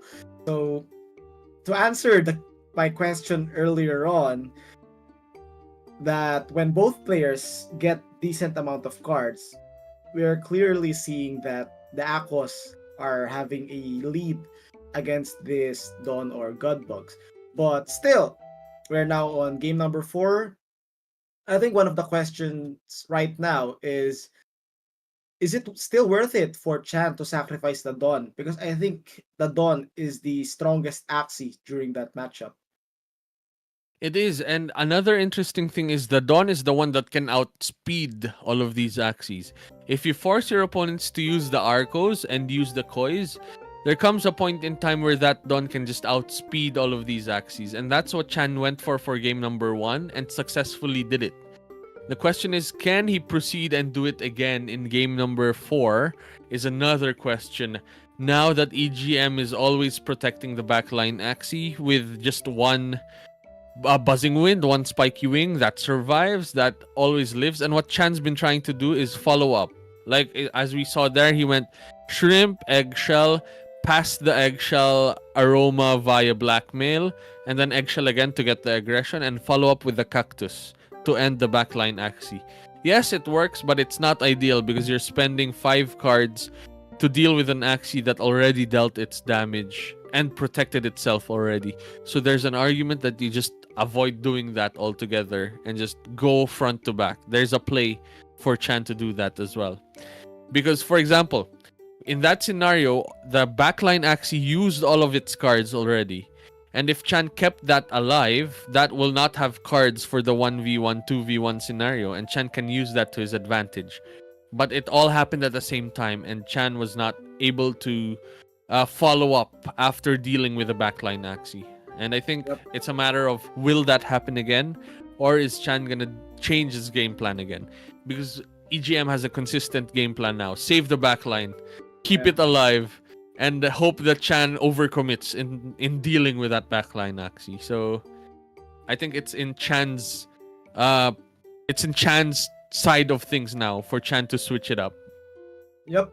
Low key, I would like to commend the Goda again. We can see the double Goda value from that matchup. It delayed Chan's setups, even though he had the backdoor for one turn.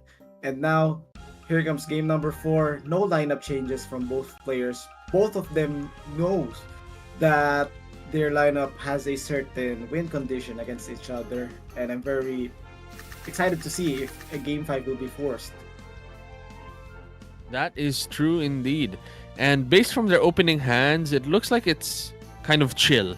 They're now setting up a bit and hoping to draw into the more action cards. There's no Goda in sight yet, so no one's burning any energy at this point. Oh no, not again! But I think he was ready. He was ready though. He played the spiky, He was! but 30 still. HP! Chan getting lucky. Getting the second round backdoor for 2 games in one series. I think Chan has plot armor with those draws. Chan did have a follow-up attack in the form of vegan diet plus cattail. EGM forced the plant to go to the backline with that play, which is good as well. But I think even without it, it goes into last stand and still dies anyway from the vegan diet attack. Okay, here comes the play. Brings it to last stand. Chan will get value from these 2 cards. But still, I think Chan was expecting a Goda. That's why he played 2 cards from his front. The problem with Chan right now is the 2 energies he has. He needs to play that Cottontail to be able to set up another barrage of aggression. But for the side of EGM, the question is, will he play for a damage turn right now? He has the Risky and the Scarab, and he has the chance to eliminate this midline bug. But if he does this, that Dawn might get a chance for a 1v2. But if I was EGM, I would try to eliminate the bug because it hasn't used a Cottontail yet. That's true. But I think EGM is also in the driver's seat right now because of the speed up Axie. I think you just maintain having 1 Arco at least, so that you can constantly speed up at any point where you feel that you need to speed up. And it's a matter of using all of the other cards, at least from the plant side of things, the Godas. You want to use the Godas right now and keep that plant alive, at least for a bit more, hoping that you don't get backdoored at any point. So I can see the threat, actually, of this shrimp from Chan, where you kind of have to respect the shrimp at every point of the game. So there's a lot of pressure from that shrimp. And it's a matter of, do you survive the next turns? Is there a shrimp coming? Is there a shrimp not coming? And it's a balance between the two. And that, I think that's what these players are trying to balance between these attacks. Here comes the 3 cards from the Dawn. Blackmail Egg Bomb and an Executor. Brings it to last Wow! Scarab. Very strong from Chan. Woo! Covering the attacks coming from the plant, and with the last stand only 2 attacks come in. EGM is behind right now. Look at that. We might go into a game number 5, folks. It depends on how this plays out, but right now the tables have turned. The turns have tabled, and Chan is now in the driver's seat with 2 Axies remaining. A lot of cards. Actually, they're on card parity. Both of them have the same number of cards, considering one of them has less Axies than the other. Here we go. EGM will try to play for a comeback. Actually makes the right play right here. He was expecting Chan to play a low shield. Oh my god, he's playing it well. It all depends on the draw right now. He has the speed up, so he is able to avoid the aroma play. Chan needs to draw 3 damage cards from the Dawn. Will it be possible though? But now all EGM needs to do is eliminate that bug and draw the right amount of damage cards. Redraw the Risky Fish to eliminate the Dawn. Very close matchup right here. We shall find out. But It's gonna that was be a interesting. perfect turn order. Let's see. I think there's also a play where Chan can brick wall with a bug and try to survive, and that can actually just flip the game around in its head again. It depends on how much defense Chan is gonna provide the bug and how much damage EGM is gonna provide with his Aqua. He has Let's see. 3 energies. Here we go. He needs to make a tail slap connect. Here comes the Arco. Oh! Connecting. No! Survives. Yes. The bug survives another turn. Now is the interesting part. Will Arco rotate for EGM? Will his Chan, draw Aqua 2 damage survive? cards. Chan needs 2 damage cards for this turn, and EGM needs an Arco 1v2. Is quite It is possible. anyone's game at this point, folks. Yes, It sir. is exciting to see. It's gonna be clutch again. Just nickname it Chandor according to chats. Yes, sir. Also, even though EGM had the wrong turn order, I think hitting that tail slap was a blessing in disguise, because if he managed to kill the bug and he only has 2 energies, he won't be able to kill that Dawn. But here comes the I card. think that Oh, is we got 4 more. damage cards coming in. Boom! Boom! Gets the kill. And Chan gets the win, walks out of the screen. Wow. And it's a 2-2 game. We have a game number 5, folks. It is the best of 5 final game incoming. Look at that. How are you feeling, VMG? I'm very tilted for the side of EGM, because if we break it down, his 2 wins was following the proper progression of the game, while the 2 wins of Chance came from round 2 backdoors. And if you're a high-level player, you would not expect, or if an opponent has a round 2 backdoor, you just know that he is lucky. But Chan having 2 round 2 backdoors in the same series is very insane. And now we are down to the do or die scenario. The question is, will it happen again? Or is it time for Chan to outplay EGM, even though without a round 2 backdoor? Very interesting. That is true and very interesting indeed. So, the game plan first for Chan is to get the round 2 backdoor again, and then if he gets that, he's going to be at a huge advantage. Second is, if he doesn't, is he able to connect with a nice clean backdoor attack that does not spend a lot of energy from Chan's side. If not, then what's going to happen is EGM is going to go ahead and dish out a lot of very efficient attacks using these Aqua attacks, and it's going to be cleanly slicing through the plant, then through the bug, and then through the Dawn. Question is, what will the RNGesus of cards provide us? That is what Chan is hoping and gunning for in this game number 5.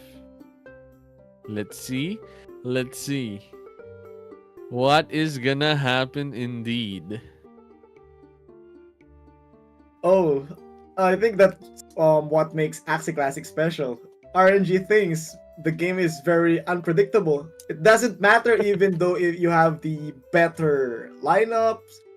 Once you get the bad draws or once you get the good draws, the momentum shifts. And That's it's all true. about momentum. That's true. And it shifts at every point in every round of Axie. And that's why this game is so unique. You just don't know what's gonna happen at every point in the game. So very exciting to see that the fire that Axie Classic provided us from way back is still here. It is still ongoing, and it is still giving us the surprises. Like, I'm not even sure who was gonna win at every point of that game. Basically, it's just that fun. It was goes too back close. and forth hard.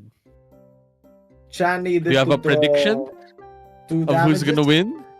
win? If EGM manages to remain calm, he might get the final game. But if he plays more aggressive or tilted, it's very dangerous for him. And Will he predict a round to backdoor again? No cards at all. Round to backdoor again.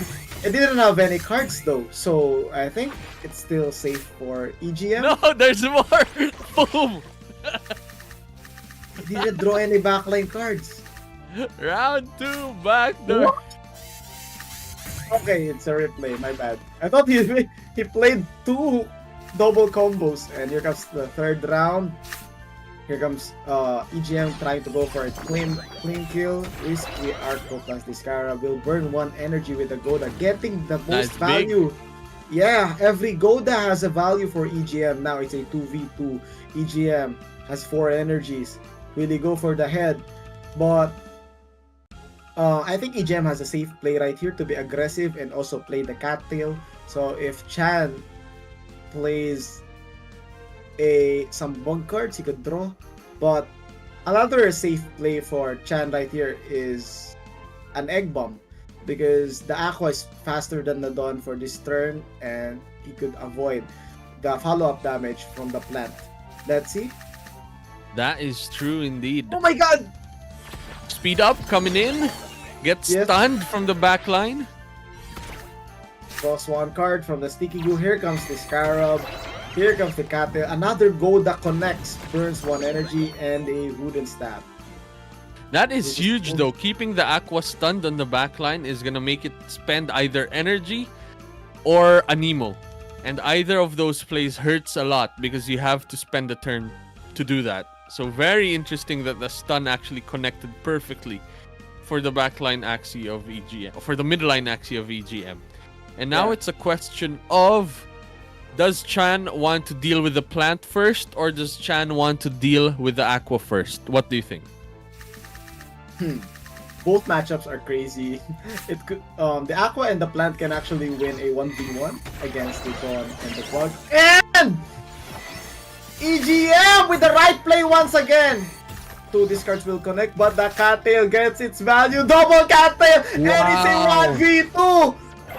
Chan has no energy. Done Oh my from god! EGM. Look at that. EGM is now Oh. in a dominant position. Very strong double cattail, very strong Oh. follow-up attack, bringing the bug to Oh, last the stand. Goda! The Goda mattered! Burn, baby, burn. Is God. what EGM is saying, and Chan Oh. concedes and is defeated in the losers bracket, is knocked out of the game. Carlo X Urena EGM is the winner of that matchup. Well Wow. done. Round Well 2 done. backdoor, no problem. I'll deal with it. Lots of things to break down during that matchup. First of all, Chan managed to get the full backdoor again as early as round 2, but the counter lock for the side of EGM was he didn't draw any cards from that backline. No cards was wasted from that backdoor. Another one is, even though Chan is lucky to always get the second round backdoors, EGM is always on point with those Godas. He knows that Chan loves to make setups, save energy, save cards, but those That's true. Goda was delaying him throughout the game. He actually connected 4 Godas throughout that match, earning him that win. And congratulations, EGM. He cracked the code, he beat the champion, and he's now moving towards the lower bracket finals against Not Again. That is true indeed. Round 2 Chandor versus EGM Goda Master. That's what EGM Yeah. stands for, is it? Yeah, every Ever Goda Master, EGM. That's what it means. yeah. And now, wow, that's impressive. That's gonna be a match for the books, for history. Each Goda matters, EGM. Well done. That is Well good. played.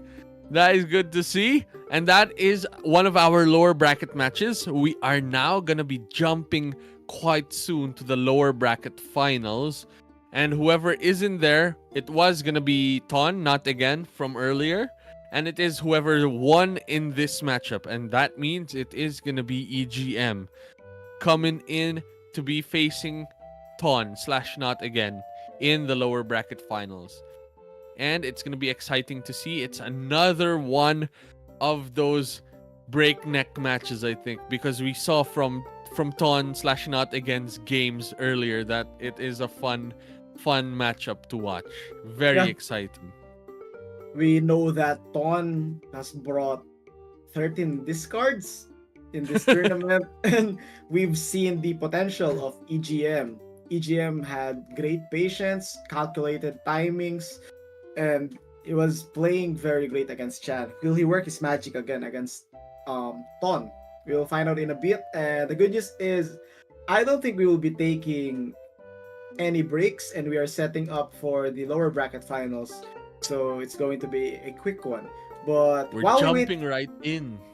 yeah, while we wait for the lower bracket finals, we could just do some shout outs. Shout outs to our active viewers. We have 88 viewers on Twitch and a few hundred on Facebook. Do comment on Twitch on who do you think will win between Ton versus EGM. And yeah, we will shout you guys out. Shout out to Spam Siloguan, to Daiki, Yeah. Tonex Gong, Andrew, and more. I see in chat they're saying another one. Okay, boys, another 1 hour break, but I don't think we're going for that right now. There was a break earlier because of how the lower bracket is. For example, if one person's on a 3-0 win streak and the other person's on a 3 wins 2 losses streak, then that means that it's lower, right, in terms of how these matches progress. But now Ton was waiting in the sidelines, and EGM's just going in and immediately going to be playing Ton for the lower bracket final. So that's why we are jumping straight to it. It's going to be exciting. And yes, I am looking forward to it. This is a big game because whoever is losing in this game is out of the competition. Whoever wins goes into the finals and is guaranteed a lot of AXS. Yeah. First place, 1000 AXS. Second place, 600 AXS. Third place and fourth place is at 375 and at 225 AXS. So right now these guys are winners already, but they're battling it out for more than 100 AXS and the chance of moving forward in this competition again. So very exciting to see. We do have an update that one of the phones is currently low battery from one of our players. So he's just looking for a charger right now to plug in. So all good. It's part of what's happening right now. This is new for the players to have their faces on stream. It's nice to see as well. Like, it's not just names that we see, right? It's not just Chan. We don't know what Chan looks like. We don't know who he is. Now we have the video. Now we have the reactions live as well. When they win, when they lose, we see everything immediately. And that's something that we are happy to see right now in Axie Classic for this season championship. Yes, sir. Lots of improvements comparing it to the previous tournaments from 3 years, 2 years, or even a year ago. But first of all, props and congratulations still to Chan. He managed to bag a total of 225 AXS. Now, this next matchup between On and EGM, both of them have secured 375 AXS, which is a lot. And whoever wins has the chance to almost double it up to a 600 AXS, which is very exciting. We're just waiting for EGM to charge his phone because its battery got low during the matchup and he is unable to open his camera. Yeah. That's true. Let's see. In terms of matchups wise, we remember that what Ton brought was parasites, right? So that means it's going to be a lot of discard happening, which is exciting in the sense that the person on the opposite side is going to be backs to the wall at every point. Like, I'm missing cards every game. That's what it's going to be like. But on the flip side of things, actually, Ton got knocked out even by a comp that didn't run a single cattail, which is the card that can actually help you when these parasites are in play. So it's interesting to see that it doesn't work all the time. Even getting discarded from, you can still claw out of it and survive and dish back the damage as long as you have a high damage output comp. And that's going to be one of the things that we will be seeing in terms of how will EGM think of countering Ton's lineup. Based from what we saw earlier, EGM likes his Aquas, which means it's going to be a lot of Arcos or a lot of Kois that we're seeing. So it's going to be a battle of speeding up versus discard, I think, is what's going to be showcasing for our fifth for our lower bracket finals match for the best of 5 series. Yup. And if we compare this upcoming matchup of EGM versus Ton between the Ton versus Asiam series, the difference is Asiam was loaded with lunges, and lunges deal a huge amount of damage against Aquos. That's true. But for That's the true. side of EGM, I don't think his dull grip will be much effective on the 1v1 against an Aqua. So that's a very interesting fact to take note of. But we'll find out their game plans during the drafting phase, and we're just waiting for the drafting phase to commence. That is true indeed. Happy streaming, Axie fam, from LMJ from chats. Hello, hello, brother. How are you?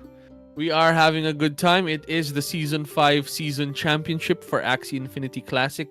These people have duked it out from a top 32. They are now only 3 players remaining.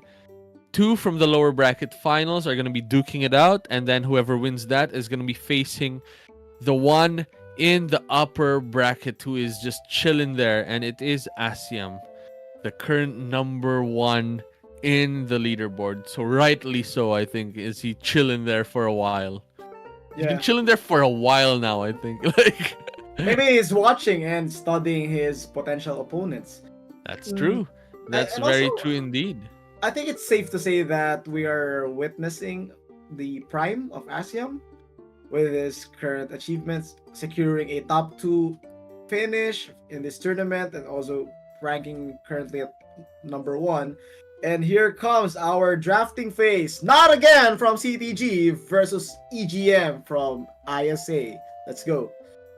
Interesting. So, for those who are not familiar, this is the draft part of the series. And what happens is each of them brought 13 Axies to the table.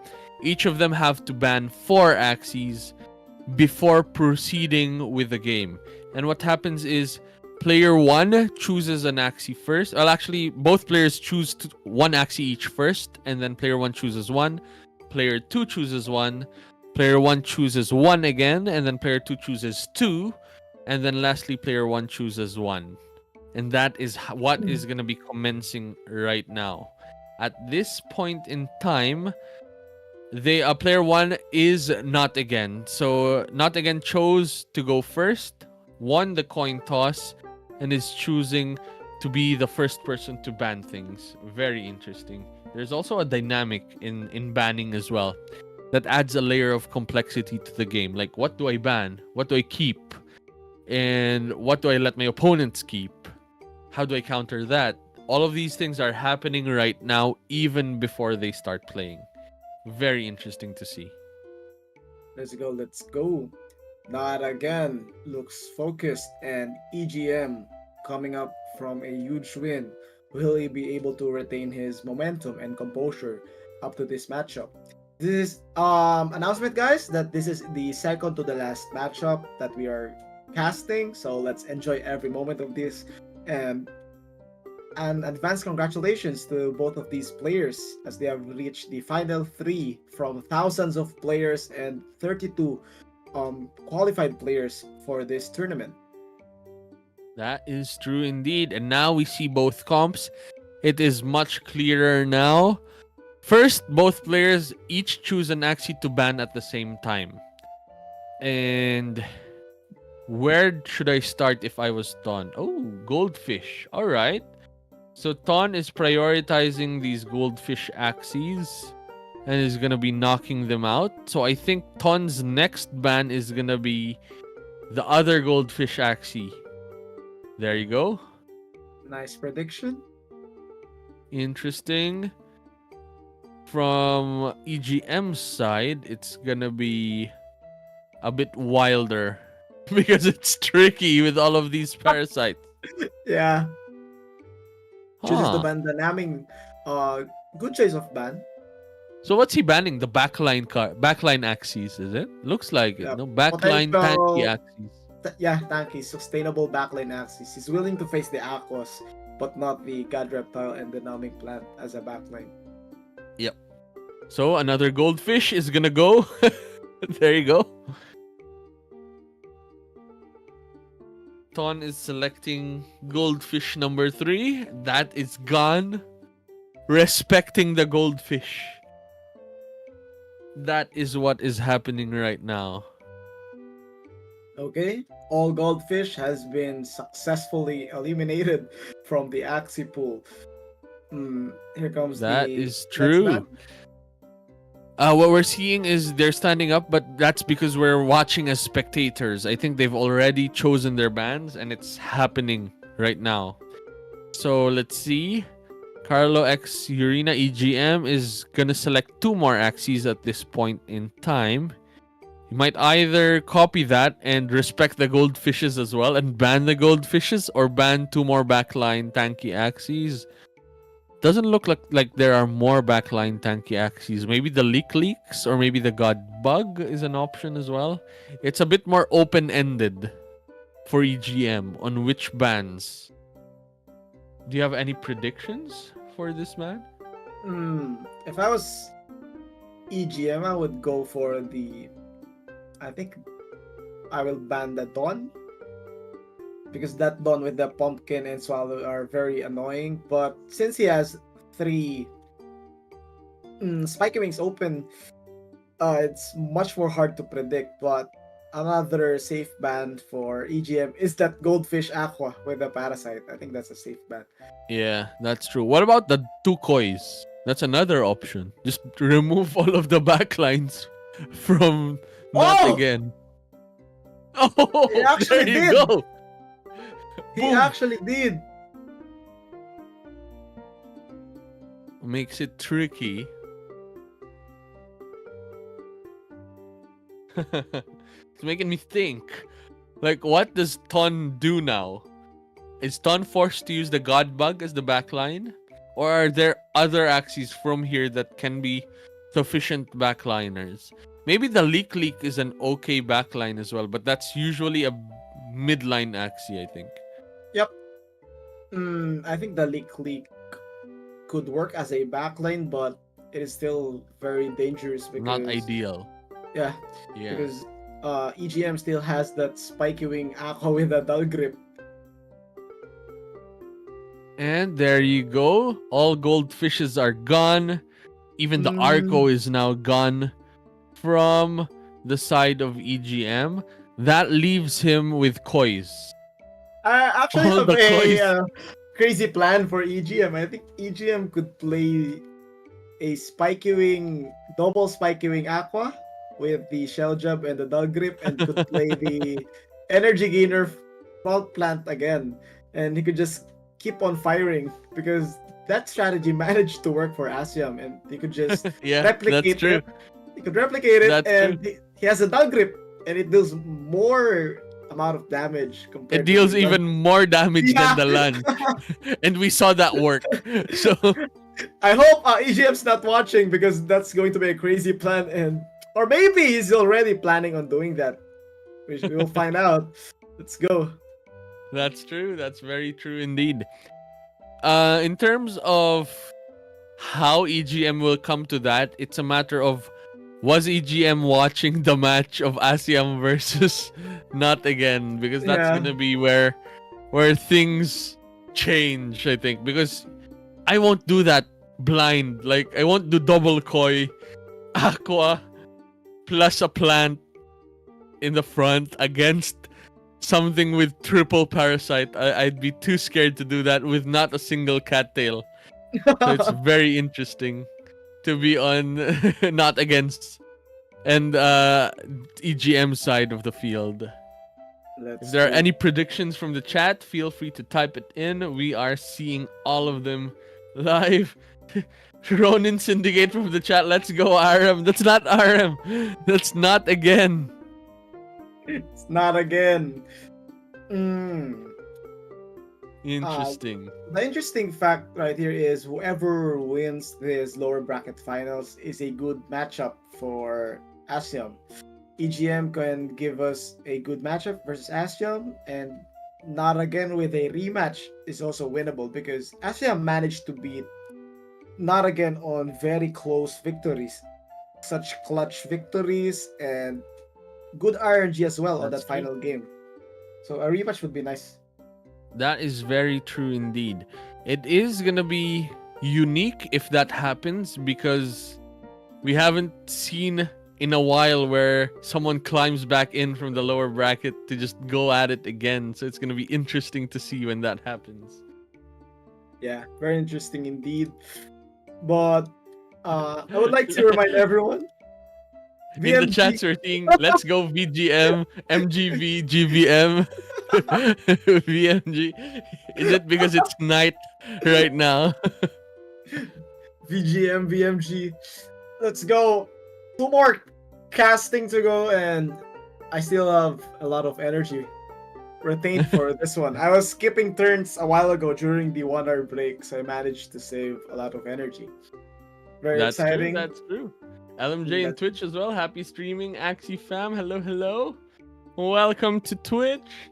It is a good time to be in Season 5, Season Championship. We are currently ongoing with this tournament. It is exciting, actually. Our predictions have sometimes been on point, sometimes it's off, and we're okay with that because we like getting surprised, right? That's one of the cool things about this game, is if things don't go the way we plan it, it's still an amazing and unique sort of gameplay, and we're happy with that.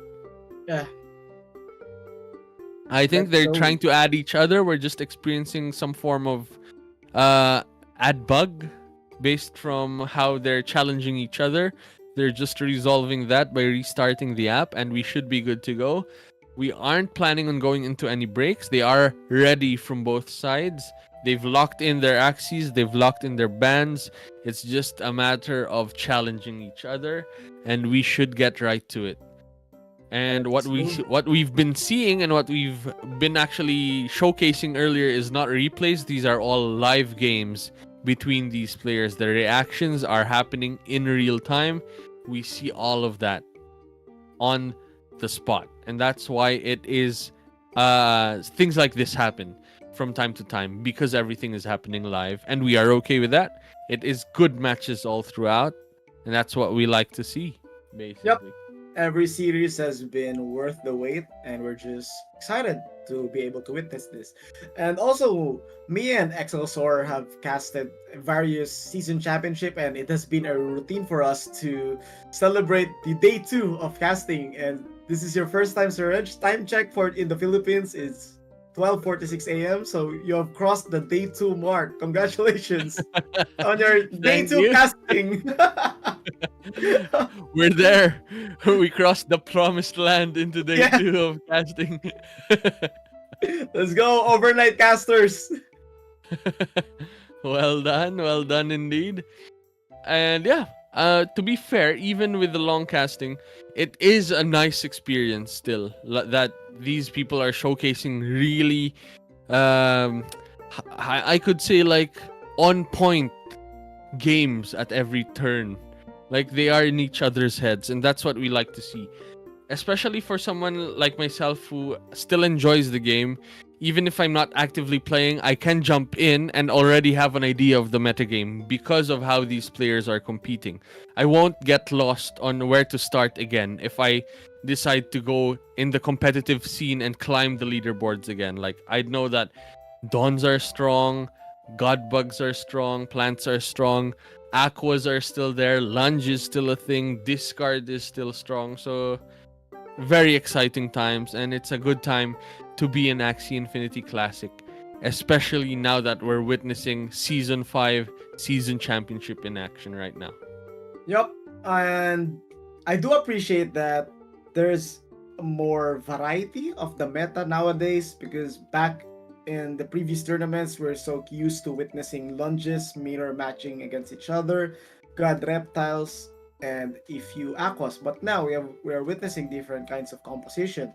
Chan with the god bug, Ton with a discard comp, Asyam retaining the lunges, EGM playing the down grip spiky. So a variety of matchups. That's why each series has been quite entertaining so far, because there's always something new for us to watch and enjoy. That is true indeed. And I think they've now gotten the balance of the draft format where people are bringing unique things right now, right? Like, For example, before it used to be the same thing, and then you just ban the same thing, and then that's it. It's locked out. The Axie comp is locked out. But right now, what's happening is people are actually bringing unique forms of Axies that have different minor changes, but are huge in certain matchups. Like you can bring an Axie with lunge, and then the same Axie, but you change the lunge into a pliers, and you have a totally different Axie. You can only ban one or the other because you're limiting yourself if you're banning both. And things like that happen because of this new draft format, which is exciting to see. Aside from that, we see things like the Parasite, like Ton's 13 Parasite Axies. That is something fun Mutated as well. Axis. The Yeah. mutated So- pool. So many eyes.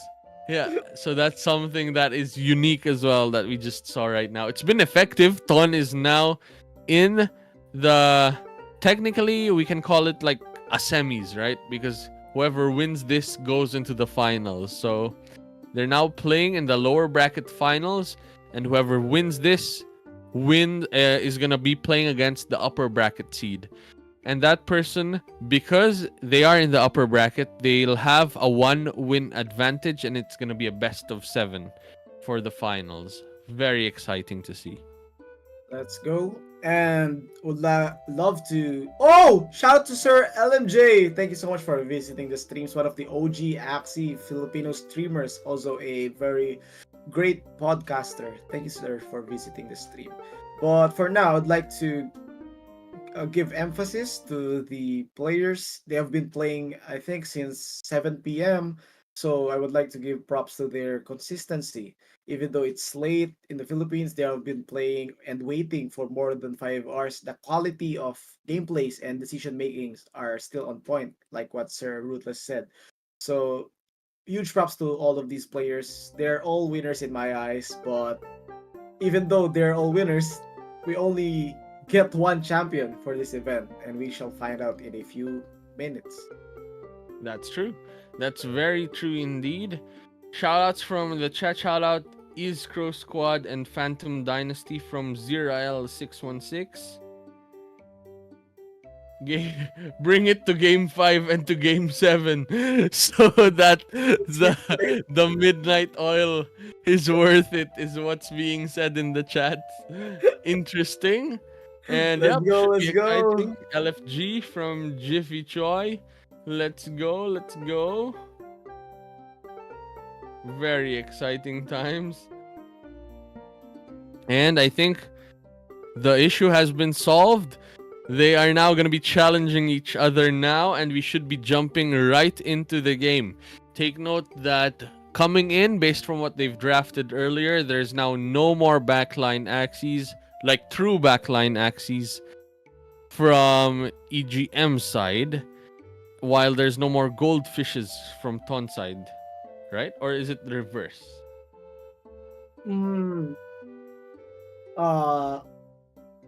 EGM banned Ton's backlines. He banned 2 Spiky Aquas.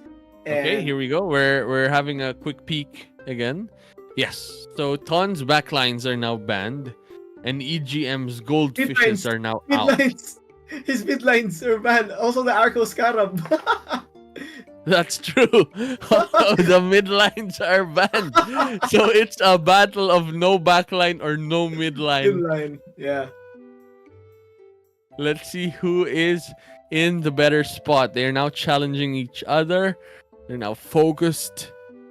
Look at that. Cameras are in place. It is going to be exciting. And as soon as the challenge begins, we proceed to game number 1. Go It's a EGM! variety. Eating the calculator! That gives a bit of buffs. Here we go. It is the face-off, not again versus EGM, and we have game number 1. Wow. EGM with an Aqua double plant, having that egg bomb would be quite useful against this matchup, and he decided to play a double cotton cattail, which is a very nice counter against not again, but then again, not again. Whoa! doing some rhymes. Then again, not again is ready for these cattails as he left it open. Let's see how he dances throughout these counter cards against his parasites. That is true indeed. So, what I do notice is there's no energy gains from EGM's side except for, well, actually nothing. Nothing provides energy. There's energy loss in the form of Goda from EGM side, but aside from that, it's all just damage and card draw. So it's gonna be a battle of damage output, I think. Yep. And I don't remember, did Asiam have Cottontails? No. Did he have Cottontails when he removed his cattail Axies? Yeah. It was two Aquas. And The a front cottontail one plant. was that a Cottontail? Ah. Yeah, cottontail plant. But another on point first turn for EGM, playing his damage cards with a fragile. Now he can save the. Oh, never mind. He played the vegan diet and the scarab. I thought he was going to use the damage cards from the back. This actually goes down. Cattail to end the last stand for Not Against Frontliner. And now what's going to happen is it's a 2v3 scenario. Although Not Again has the energy advantage and pseudo advantage with card advantage in the form of pumpkins as well. These October treats, what they do is if you do not break the shield, you draw cards. But I think you want to dish out a bit of damage still, or you want to absorb some damage. That's where you maximize this card. So Not Again wants to time these pumpkins to a small attack, not a big attack, and try to draw cards off of having shields remaining versus EGM. So for example, if EGM uses 2 cards at this point, if Not Again uses 2 pumpkins, the damage gets absorbed and you draw 2 cards. So interesting to see. Here comes the He spiky could have done wing. that actually, because EGM chose to attack at this point in time. Nothing to steal with Rice, and discards all of the cards though. Boom. Good play from EGM, playing it aggressively, following the Asiam strategy starter pack. Just go random cards, go, and choose the most high C damage card, play card. Yeah, C card, play card, but EGM still has a chance to retain his front plant if he decides to do so. I think he has another egg bomb on his deck, and he has 6 cards remaining on his deck. So 2 more turns, and his deck will now reshuffle. Can even heal up with vegan diet. Oh, there you go. Oh no, he didn't use the vegan diet actually. Interesting choice. I think he's opting out for the highest damage possible. That's true.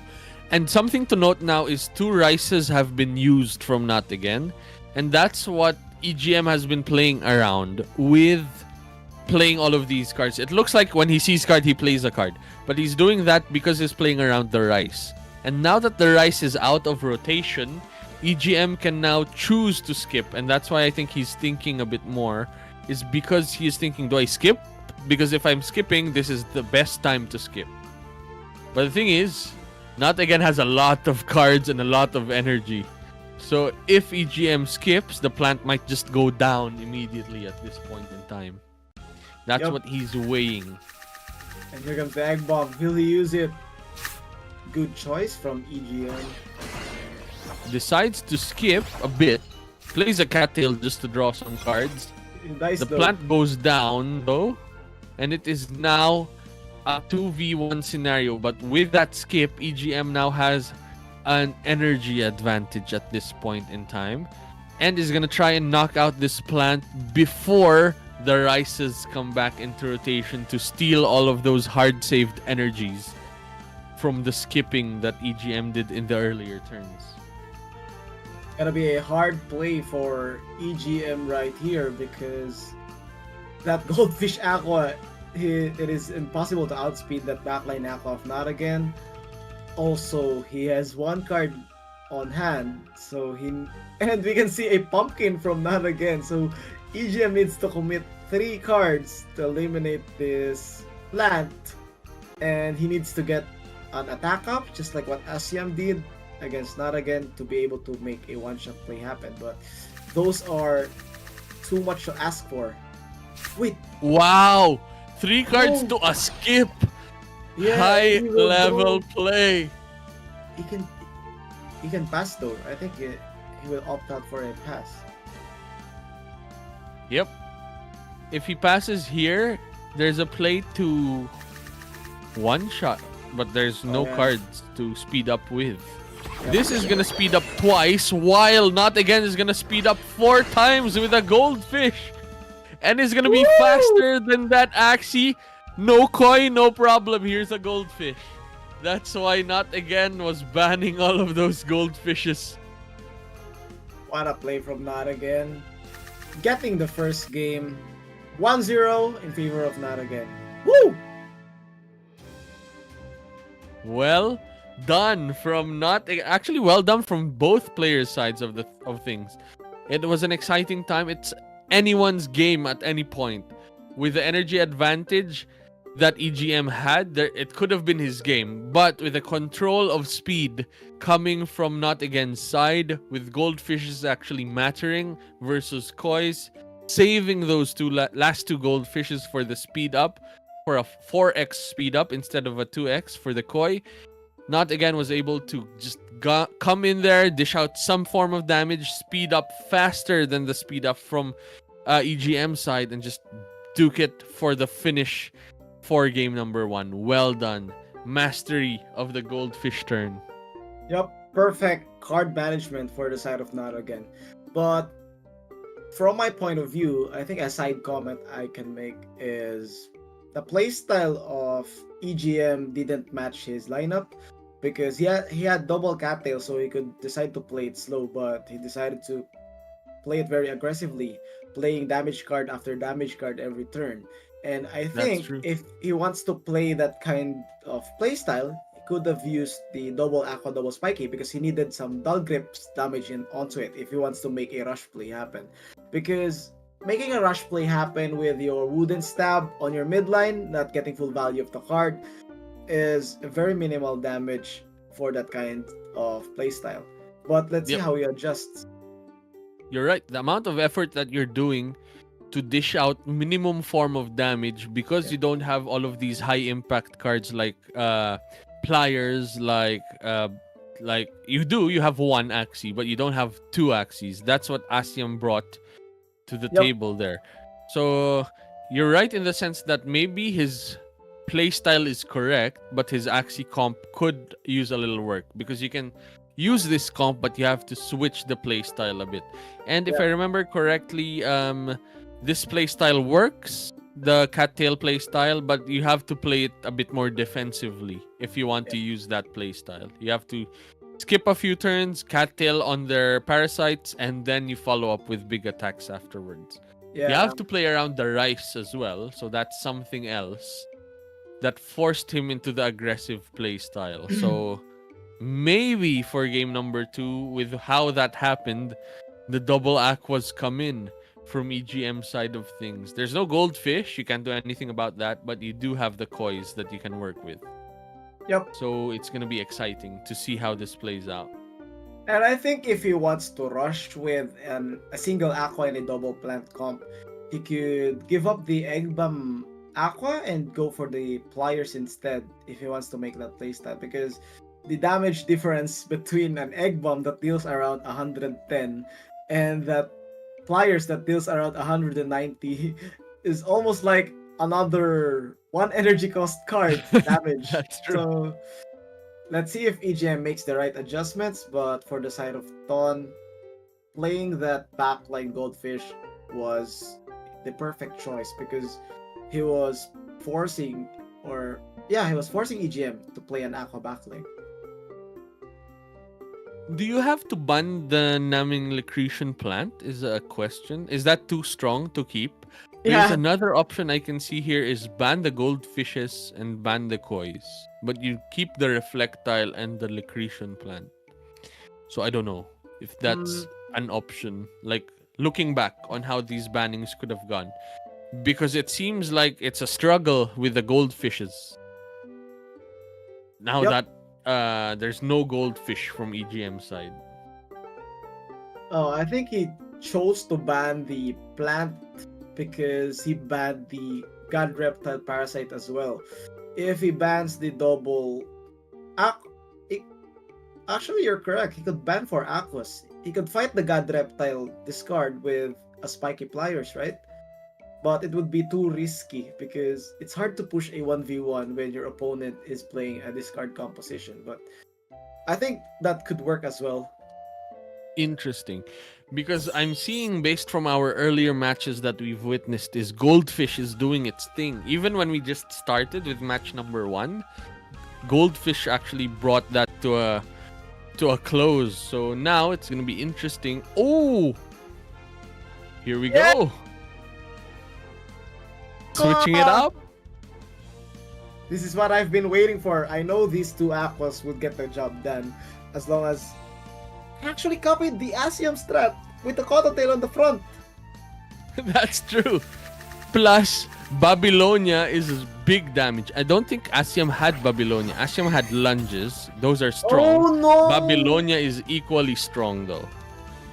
Huge discards though from Not Again, discarding the first Dull Grip and this. I don't think discarding a Spiky is bad for EGM. I think it's good. He has 4 Spikies per deck, so it's good. But the first Dull Grip being discarded was huge That was value. the painful one. Yep. That's true, but Buzzing Wind is coming in. Vegan Diet is gonna heal back up. There's energy that's getting stolen though from Rice. Carab no value though. He already used the Carab double no beacon. value. Heals are gone. Power of Cottontail speeding up that Axie for a bit helps in this matchup. But that means the Kotaro's from Not Again side is active, right? He can use the Kotaro on. Is it the same speed? I think he can use the Kotaro, but huge value from the Shell Job right here, 175. Risky Fish plus the Dull Grip brings that Boom! flat Big to the last damage. stand. Yeah! 177. No shield, no problem. Here's 177 damage. That Axie goes into last stand. That means EGM still has to clean it up. This could be an opportunity for EGM to use pumpkins though to just remove the last stand if he wanted to. Can also keep it there and have Not Again. Wow! Maximum output before it vanishes. Let me steal an energy and let me discard the card, says Not Again.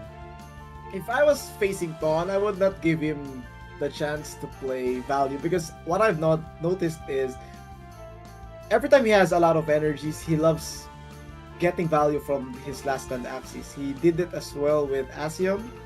So EGM could have played a single Spiky to remove that one, but yeah, that was a round for Ton. Managed to discard 1 card and also steal 1 energy. Huge momentum swing from him. But he still has the pumpkins though.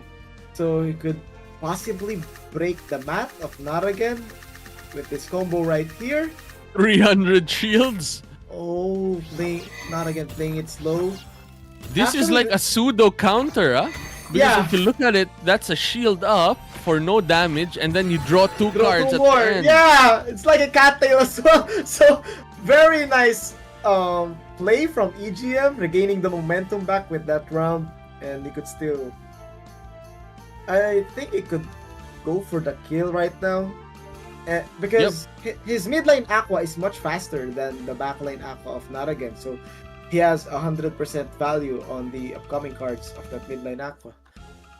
That's true. And what can happen right now is Not Against Axis might just not be enough.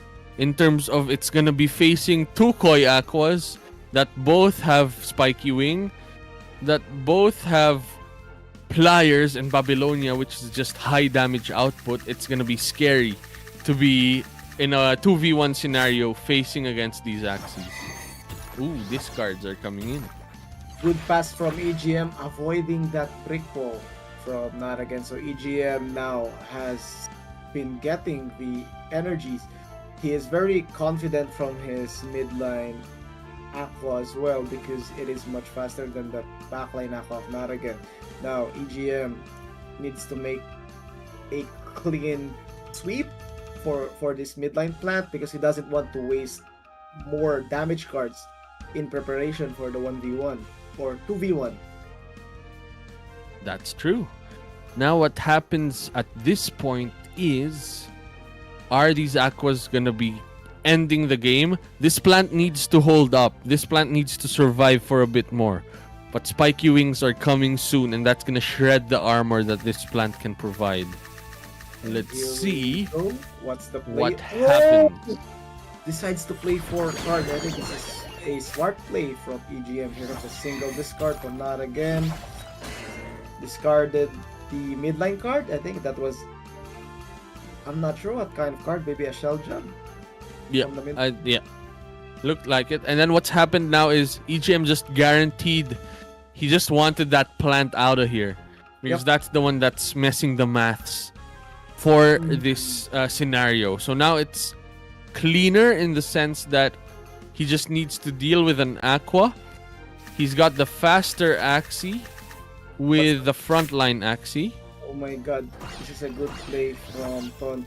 But okay, he removed the risky. This is a good play though, the single spiky wing for the side of EGM. Such a nice play. Yep.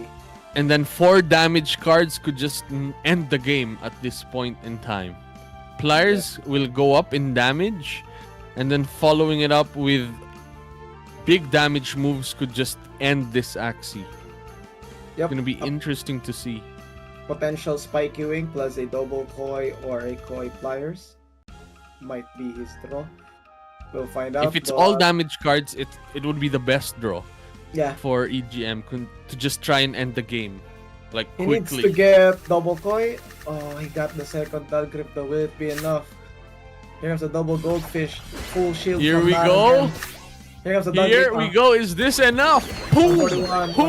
109. Boom! No! 2 HP remaining.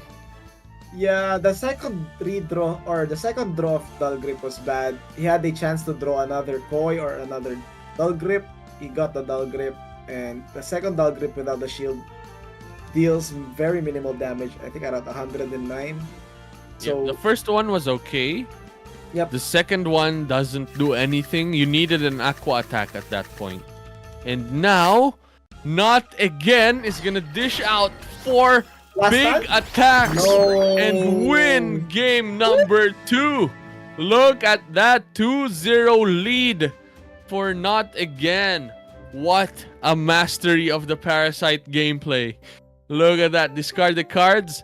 But we can't actually fault the card rotation from EGM. It's not being unlucky. It's just that the Parasite actually changes the rotation Yeah. of cards because it makes you discard quicker. Yep. So that's something that the Parasite brings to this matchup. Like, alright, let me rotate your cards faster. Let me break your Like, cycle and make yeah. you miss some cards. That's something that actually happened that brought Ton/Not Again the victory for game number 2. Well done indeed. Let's go. That was some advanced analysis. It took me more than a year of playing Axie before realizing that discard compositions actually do that, and that was fun to hear. I think EGM played it great, but it's the little things that Ton does that gave him the win. When he was facing a 2v2, he played double discard. He was trying to complete his 8 cards when facing the 1v2. And by making the right rotations of cards possible, he was able to play 4 parasites during the last 3 turns. And we can see the parasite value from that point on. That's true indeed. Something to take note of matchups wise was, I think EGM brought the right Axies to the table, but I think I'd prefer that the Babylonia Axie move to the backline. Backline. Yeah, It's because it's a something. better matchup against the Goldfish Aqua. Yeah, and it's faster as well in terms Yeah. of if both of you don't move and skip, You still have it's the tempo. faster Axie, right? Because you have 1, 2, 3 aqua body parts and 1 bug card, 54 while the speed. Pliers has 2 bug cards Yeah, versus Ton's one. How many does Ton have? Ton has what? Goldfish, Parasite, Cottontail. Cottontail. The Cottontail makes it a bit slower as well, but it's still gonna be faster than the 2 bug cards of a Pliers Buzzing Wind Aqua. So I think it's the right Axies, but you don't want Goldfish and the slow Axie parts to be facing against the Goldfish Axie, because you want to be skipping and you want to be facing 1v1 where it's a bit slower. Oh, interesting comp from EGM. Now EGM will try to force the game number 5. Oh, aggressive turns from both players. Not again with a risky Parasite and a Goldfish. I do think EGM got more value during this turn because he was able to utilize the shields from those 3 cards on his front line. And we are seeing a Kotaro here from his midline plant, and I think this Kotaro will be useful during this matchup. And here comes the Kotaro plus a Cactus. That is true, and with this comp from EGM, it shuts down the Kotaro of Not Again only until Not Again deals with these 2 plants where will his Kotaro be active. So that's a heads up play. It's a slower comp, so his playstyle can't be C card play card for this kind of comp. You have to be waiting a bit. You have to deal with the discards that come in, but you have to be okay with that. That's how this comp needs to play out. With Cattail, it helps a bit. You just have to Cattail the discards that come in, and you should be good to go. And yep, from the chat as well, Kill is saying Babylonia backline. We don't see it here. We see Rices coming in, stealing some energies, knocking out a plant. And now it's a 2v2 scenario. Speed-wise, Kotaros are still active from EGM side, so that can still gain energies. The only thing is Not Against Axies are gonna be struggling, I think, because of the faster backline Axie of EGM. That's the one difference now compared to earlier where the Pliers Axie was slower. So it changes a bit. It makes the Goldfishes of Not Again a bit more important in this matchup. Yep. I have a question, Sir Reg. Does the Parasite and Cottontail backline of Not Again have the same speed of Spiky and Dull Grip from EGM? Of Spiky and Dull Grip, Yeah. I believe it's gonna be a bit faster than the Spiky Dull Grip, Okay. because that's a beast back which has a bit more speed than the two. If both of them don't have speed up, Not Again's backline is gonna be faster than the Pliers Axie from EGM. Okay. Noted. Now we can see the card management skill from Not Again, not using any Cottontail, trying to secure those damage cards because he needs those damage cards to be able to eliminate the midline plant of EGM. Now the question is, will EGM be playing the Egg Bomb for this turn? That is true indeed. EGM might foresee a skip and might skip himself as well, just to save up, but he's opting to just knock out this plant as quickly as possible. That might be a no turn from EGM. Oh, but this plant is faster and does a critical attack on that Aqua backline before it goes down, and now it is a 2v1 scenario, but both Axies from EGM side are low on HP. It's going to be exciting to see how this plays out. Yup, and now On will be getting 6 cards. He needs to draw the Parasite as early as now, because if EGM manages to draw a Leak, he could disable it during the 1v1 and EGM might get the chance. That is true indeed. It's a matter of card draws at this point in time. They are playing with 3 more cards than what we see right now, because that's just how it works as a spectator of the game. So they are playing with all of these extra cards. God. Let's see. Here goes Taunt. A taunt comes in, and I think this does that knock out the Axie? It does! and Right. discards the remaining cards of the plant. It is now a plant versus an aqua. Who is ahead? Let's have a look. Boom! Boom and boom! And not again!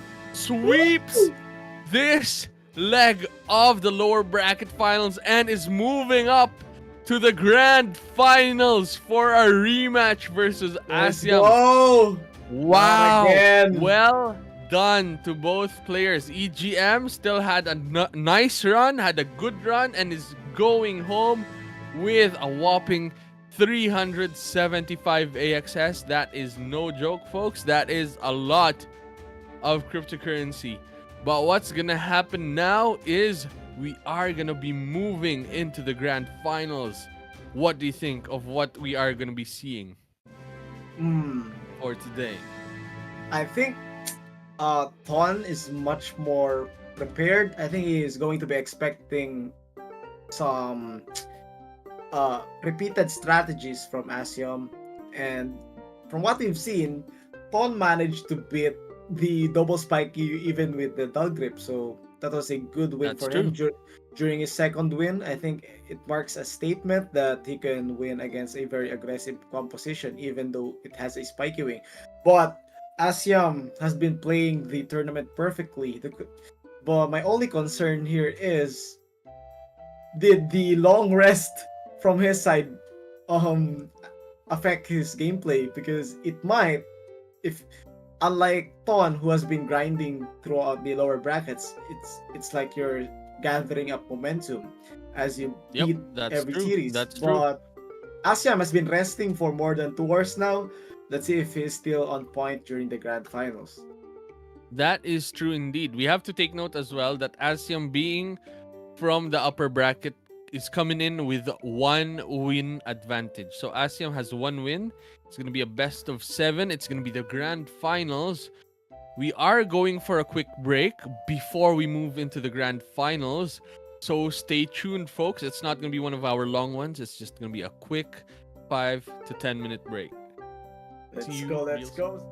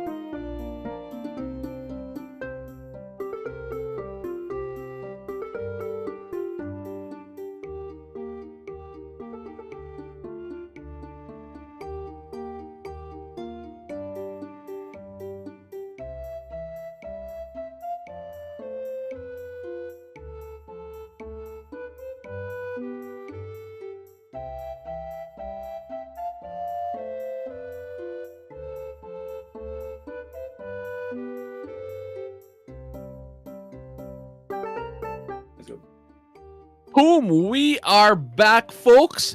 This is Axie Infinity Classic Season 5 Season Championship Grand Finals. We've got Asiam versus Not Again.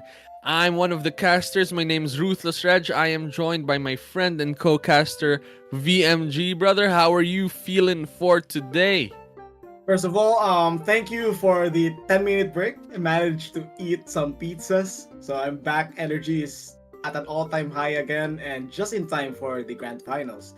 So this next matchup is going to be a rematch between Not Again versus Asiam, because Asiam was the player who beat Not Again at the upper brackets, bringing him down to the lower brackets, and Not Again is here for vengeance. Exciting times. They are playing to be crowned the champion of Season 5 of Axie Infinity Classic Season Championship. First place will get 1050 AXS. Second place will get 600 AXS. They have now done their drafts. Let's jump in and have a look at what each of these players have banned going into this last leg of the tournament. So, Asiam on the left, no camera, but I think he is there. He's with...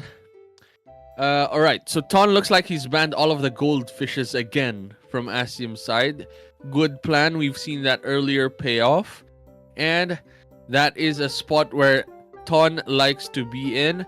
From Ton's side, what's been banned? Backline Axies, Reflectile, Numbing Licretian, and the two goldfishes. What do you see here, VMG? What's going on right now? I'm not 100% sure, but I think they banned the same axis. I couldn't find a reference during their first matchup, but I'm guessing this was the same axis that Ton banned a while ago. But for the side of Asium, I'm not sure if this was the 4 set of axes that he banned during their first out at the upper brackets. Makes sense, but I like it actually.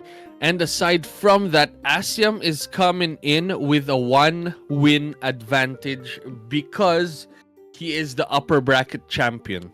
He has not been knocked out and is gonna be playing in the finals, and with that you get 1 win. So now Asiam is 1-0. Just for everyone who is not familiar with our format right now. Ton has come from the lower bracket, and he is facing Asiam right now. That means he is gonna be the one with 1 less game going into this best of 7 grand finals. Yup, that 1-point cushion could come in handy, especially in the grand finals. So well done to Asiam, but Not Again. Will he make the proper adjustments to be able to beat Asiam this time around? We shall find out in a few seconds. We are just waiting for the players to start, and I'm very excited. Again, advance congratulations to our finalists for making it this far this season, proving that they are indeed one of the best Axie Classic players at the moment. That is true indeed. That is a lot of AXS, huh? 1050 AXS for first place and 600 AXS for second place. That is no joke, folks. That is what being a competitor within the Axie Infinity Classic echelons is gonna get you, as long as you play, and as long as you play at the high level. That is what this season championship is bringing to the table. Prizes are going to be paid out in the next 30 days after processing is done, so everything happens almost immediately after they win in this tournament. Exciting times indeed. That is what's going to be playing out for our last leg of these games of season 5 season championship for Axie Infinity Classic. Do you have a favorite right now? Is anyone shining from your eyes, VMG? I actually want both players to win, so I can lean towards more to a specific player. The only thing Makes I wish sense. is I want to see the both of them at their highest level. I don't want to see any bad misplays. Mistakes are allowed, but bad or throwing misplays could ruin their momentum for this series. But before we That's true. start with the grand finals, we would love to give a huge shout outs to Sky Mavis for sponsoring this tournament and also having us, Mia and Sir Reg, as your casters for the season 5 of Axie Infinity Classic Season Championship. Would also like to give a shout out to Elius for guiding us throughout the broadcast and to all the other people on the back end making this tournament possible. Yep. Huge props to everyone for making this happen. Amazing tournament so far. We've seen a lot of master classes in terms of what we've been seeing Axies wise. We saw master classes of Koi Aquas with different body parts being like pliers or Babylonias. We've seen the 13 parasites from Ton's side of things working its magic, and now he's back again for the finals. Came from the upper bracket, lost, immediately climbed back up again to face Asium again for another bout of this grand finals. So very exciting to see. Predictions wise, I think both players have proven themselves. So I also don't have any inkling on who has the advantage right now. Not Again has a solid comp with Parasites, and Asiam is familiar in playing against these Parasites, and that is his advantage. Let's see what's on. Totally different comp. Here comes the Asiam approach once again, but now Not Again playing a third glance and a Scarab from his front line. But here comes a follow-up Cactus from the front plant of Asiam. So I'm guessing that Asiam starting it strong, trying to go for a huge damage output as early as round 1, making a mark. But if we look at It is the interesting. It is very interesting to see. There's no God Bug from Ton's side, from Not Again's side. And that is something that we saw earlier. I think this is Not Again trying to counter this high damage approach coming from Asiam. Big damage, knocks out an Axie with 2 attacks. Look at that. Beautiful double koi for the side of Asiam. Now, he can keep on going for an aggressive play, but he could also brick wall the front. That is true indeed. Both options are okay at this point in time. And look at that. We can see that even without cattails, the aggressive nature of Asiam's comp is actually working out. Like, it's surviving, it's healing up, it's generating energy. Yes, there's no cards, but every single card is like 2 cards in terms of damage output from Asiam's side. So, very interesting. Perfect value for the side of Asiam, gaining 1 energy from the Cottontail, gaining HP from the vegan diet while also dealing damage.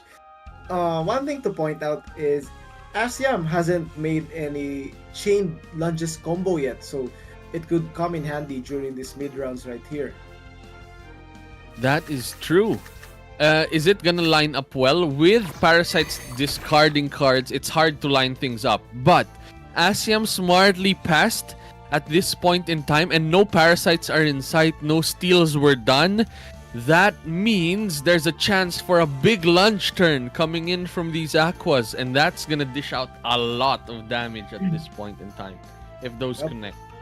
Huge chance. We can see a minimum of 1 lunge in this card draw. A decent amount of 2 more lunges, so a total of 3 lunges combo. We shall find out. But I think Asiam is currently in control, considering that he has the faster Aquas and is not facing a Goldfish backline from Not Again. That is true indeed. Let's see.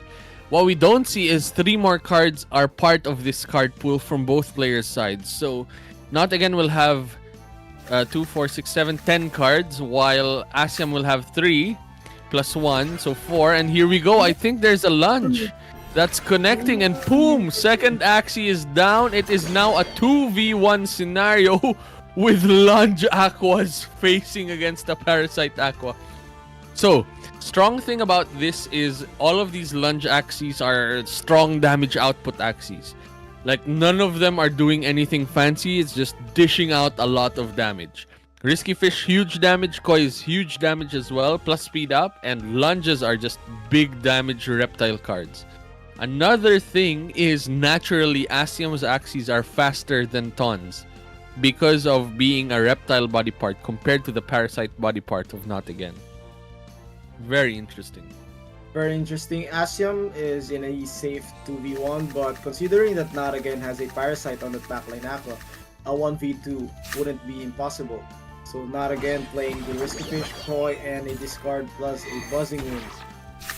Here we go. Now what's gonna happen is Buzzing Wind comes in, plus a Lunge, plus Risky Fish, plus Koi, and now it is gonna be interesting which cards will be rotating. Not Again might have an option to split cards up and make Asiam miss some cards. Perfect draw from Asiam. Managed to get 2 Spiky Wings, so he is now he has 100% chance to go for an all-in shielding. And Asiam is going in, Buzzing Wind, Scaly Lunge, and that is technically game number 1, but that is the second win for Asiam because of his upper bracket seeding. So 2-0 now for Asiam. This is a best of 7. First to 4 wins will actually be crowned as the champion for this season 5 season championship. So it's going to be interesting to see which ones of these competitors are going to be adjusting and moving forward in game number 3 in terms of Axie comps. Ton/Not Again is in the back seat, I think, right now, because it seems like Asiam has solved the parasite problem by just having high damage output Axies for mid and back line. Now it's a question of how do you balance things out? What do you think? What can Ton do for this matchup? I'm looking things more from Asiam's perspective. I think his game plan was to eliminate the front dusk as early as possible, because he knew that once that dusk has been deleted, his vegan diet might take full effect on that midline plant, and that's actually what happened. His plant did a great job delaying Ton's aggression. He managed to get a vegan diet heal and a cottontail, and even allowing his plant to survive, delaying Ton's setup for 1 turn. So I think that's the problem that Ton needs to address. How can I prevent this plant from getting a vegan diet value, considering that I don't have, or I am not playing any Scarabs? So he needs to draw more frontline cards, I think. That's true. That's true. Aside from that, an option is to switch the midline again and have something that can't be vegan dieted from the midline, like something before, like a God Bug. But we are now in game number 2. Asiam is coming in with the same comp because why not? It solved the problem earlier. While Not Again still believes that the plant is the way to go and is opting to keep the Rice Kotaro plant.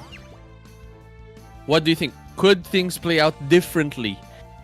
Is there a different game plan that both players can go for to switch the win towards Not Again's favor? It's very hard. I think patience can give them the win. Not Again can choose to let this plant live, but it will be a gamble, knowing that Asiam also loves to make calculated plays. Even his gamble plays are calculated. So it's a matter of decision making between the two, whoever makes the counter decision making, because they seem to be making the right plays every round. It's just a matter of who plays a better counter on to their opponent's play. That is true indeed. And something you noted earlier is just the high damage output from Asiam's card. Even with all of these calculations, if your damage is just double of what the other person is doing, you inherently have a slight advantage. And I think that is something strong from what Asiam is bringing to the table right now. And look at that. Damage is coming in. Leak does not disable anything because no one from these Axies from Asiam's side attacked at this point in time. So now it's a matter of, do I tank it up? Do I I use the double pumpkin? I actually I have a do. crazy play. I actually want to play around 8 energies for the side of Asium. I want to delete that dust, get that vegan diet to follow through that midline plant. It's a possible play, but it's very risky because not again has a spiky wing equipped on that backline. But let's see if Asium is um up to gamble I that like it. I like vegan what you diet. said. Yeah, Because what can happen is Asiam can no-turn this Dusk if that Dusk tried to do anything and survive the big think he's gonna attacks do it. that can come in. is he gonna? I think he's gonna do it. Oh, not. Didn't do it. Chose to be defensive right Yep. now. Oh my god, this is gonna go. Oh Mm. no. This is So- gonna be interesting. Oh. Wow, and stealing energy and discarding cards. Oh my But I think it god. discarded one of the plant axes. We can see Asium's frustration in this turn. It was a hard turn to bear. I think he was playing around an aggressive turn from Not Again that's fully aggressive into the plant. But what happened was it was a nice split and damage went into the midline of Asium's Aqua. So interesting. And it's a high level play coming in from Not Again's side. Yeah. But now it's a 2v3 scenario with some damage even on Asium's midliner. Huge value turn from Not Again, stealing 2 energies, dealing damage on the backline, midline Aqua. Here comes the Koi and the Risky Fish, just enough to delete that midline. And now you can say that this is goodest game for the side Yeah. of Not Again. So it's a 2-1. It looks like that turn where he skipped was the hard turn, I think, from Asium's side of things. Because that's where everything went through and swung at the midline Axie, and then there's another one that connected with the Kotaro to the backline Axie. It's all because of that mid-game turn in round 4, I think, or 5. 320 shields. It's a lot of shield. The first attack didn't even go through. Even discarding the second spiky wing. Yeah, this is a very hard scenario for Asium, and Not Again might draw the damage cards from that backline Aqua ending this game. And here we go. Double Risky Fish and double Koi will be enough to delete the backline Aqua of Asium. Now Not Again will be forcing another game. The score is 2-1. Not Again preventing the 2-1. 3-0 lead. Very exciting. Now it is in Asium's side of things. I think that game was very winnable for Asium's side if he went for the game plan that you mentioned. It's a wild game plan, but I think you can go for it with how things are playing out. Have a lot of shield on your front line, try to no-turn the Dusk, try to survive a big attack, and you might actually just get there. Even if you do like a big attack on your first Axie to knock out the Dusk, and you have another Aqua attack that goes into the midline, you still can survive with the swing back from the other Axies. So I think you take the risk at that point. Asium played it safe a bit, but I think it's still okay in the sense that it is a viable game plan in trying to survive to the mid to the late game. It's not bad, but in that specific scenario with how Not Again played that game, that might be the better option in terms of playing that round 4, I think, in that regard. So very well done from both players. 2 wins for Asium right now, 1 win for Ton. We're going to be jumping into the next game soon. Do you think there's going to be any switch in Axies between these players? I don't think so because they managed to win using the same composition, so I think they will be retaining the comp. Makes I sense. was trying to do the math if Asium played double pumpkin and double vegan diet on that plant, will it be able to survive the 5 energy? Because if it does survive, I think it's a huge momentum swing as it prevents Not Again from stealing 2 energies, it prevents Not Again from deleting the plant, and those Yep. double vegan diet piercing through the mid lane plant will actually give him around more than 160 HP. So it's like a huge boost in momentum for the side of Asium. But That's true. the opposite happened. Not again found success in eliminating that plant with two cards from the Aqua and piercing through the mid line with a double Night Steel Kotaro, which is the perfect play, dealing pre-damage on that mid lane. That's true. And then I don't think they're gonna switch. Ton not again is not gonna switch, highly likely. Maybe Asiam also doesn't switch at all because it works. The comp works. It's just a matter of switching up the play style and tackling things a bit differently. Maybe that's one way of moving forward in this next game between Asiam and Not Again. It is a fun game still. It is quite unique from both players because it's a battle of parasites versus no cattails. Wow! Oh. Godbug Wow. is back. Yep. Interesting. Wow. Here we go. Good pass. What a pass from Nara again. Here comes the single koi from the mid lane, followed up with a quickly and a leak. But the good pass from Nara again is a huge advantage, dodging that first leak from that plant. That's true. That means nothing gets disabled. And so far, everyone that we've been watching has all of these disabled, has not been hitting any of these disabled attacks from leaks. So very cool to see all of that in action. People dodging all of these things that they can dodge is very interesting to see. Yep. Double lunge comes in. No defense at all from Not Again. That means all of these attacks are gonna knock out that plant. And it's now gonna be a Godbug facing against Aquas. I think it's gonna be an uphill battle from this point. But I think Asium is slightly in trouble because Not Again has not played any parasites yet. And That's true. They're rotating in right now. Yep, perfect and timing. cards are gonna get discarded. Parasites are coming, and Asiam only has 2 energies. So what can he do to prolong this game? He needs more time to draw more cards and gather energy back. That is true indeed. In terms of, is there a chance that parasites don't come in? No, they're in right now. No outs to that. Okay. That's good gonna be first discarding card. a lot of cards. Buzzing Winds are getting hit, and those are the cards that you use to play around Snail Shell. Those are the cards that shred the armor. So it's gonna be a bit trickier for Asiam to try and clear this Godbug easily. The Aquas being Aquas helps, the Kois being Aqua cards, and the Risky Fishes being Aqua cards help as well. So it's a matter of, can Asiam one-shot this bug? Because that's the struggle right now. If Asiam does that, he will be a huge favorite in this match.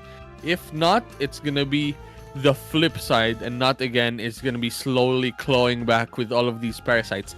More parasites are coming, right? As far as I can Yep, 2 more. see. There you go. Nice. Here it comes. One is in and is gonna be discarding another card. Leak is gonna be great. That's gonna be leaking everyone's cards. So what leak does is it disables all of the ranged cards of whichever Axies attacked into it. And both of these Axies attacked. That means there's no Buzzing Wind next turn, there's no Parasite next turn, and it's gonna be an open field for Asiam. And that's also gonna help because now Asiam can save up on some cards going into the future turns. And here we go. Big attacks incoming. Boom. Does this kill? Yep. Wow. And he's also removing his own last stand. And one attack comes in and no follow-up damage gets through to the midline of Asiam.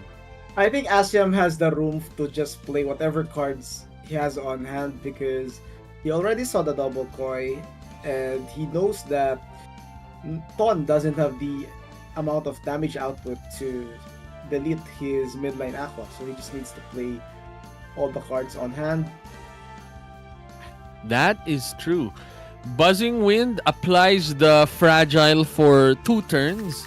That means after this turn, it's gonna happen again for the next turn, and it's gonna be wild afterwards.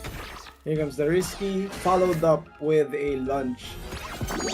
Now, Boom! Big attacks incoming.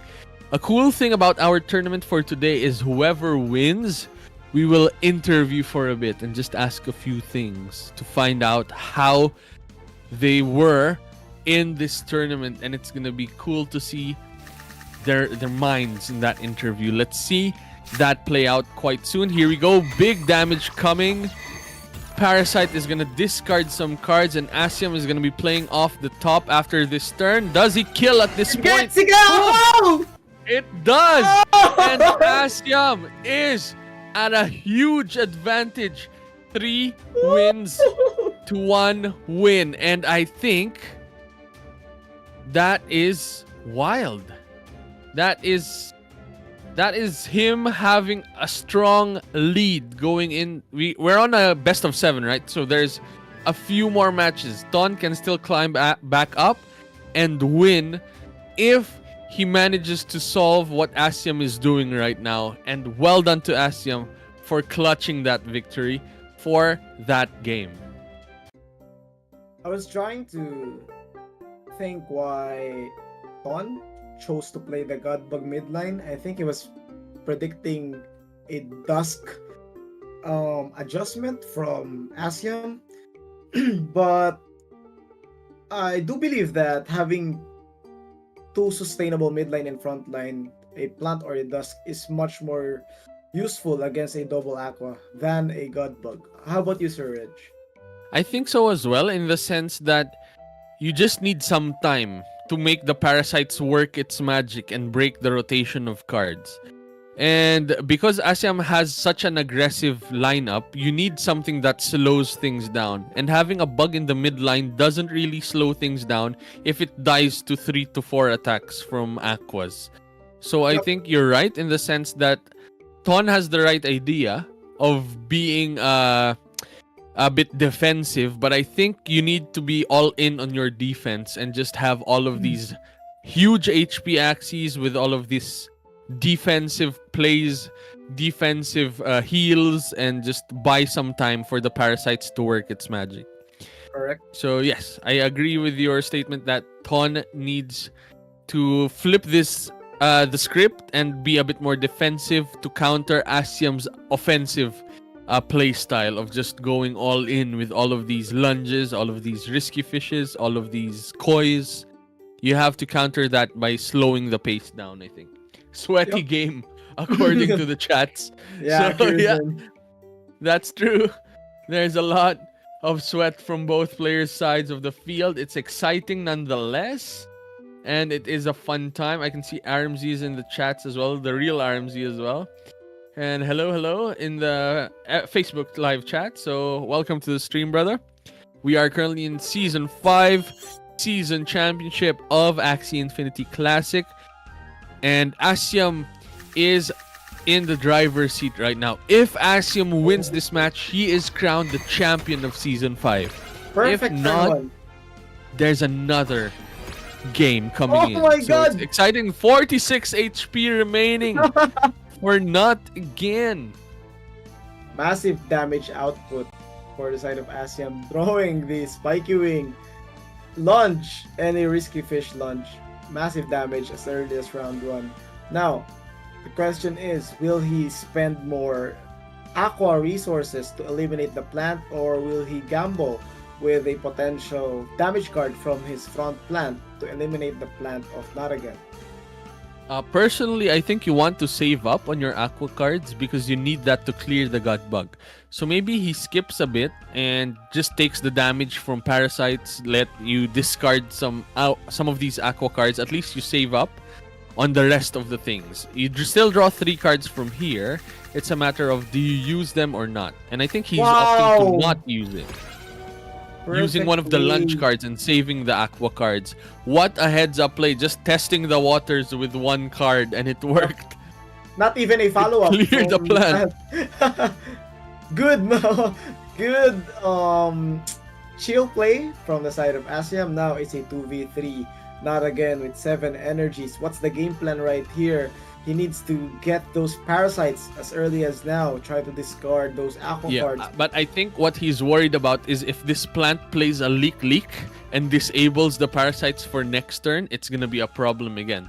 So I think what Not again is trying to decide is, do I skip now and play around the leak and do the damage next turn?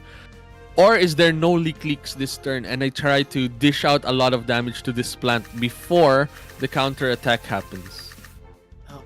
Wow. Here comes the double third glance. What do we discard? First cactus and then aqua card. Interesting. No koi still.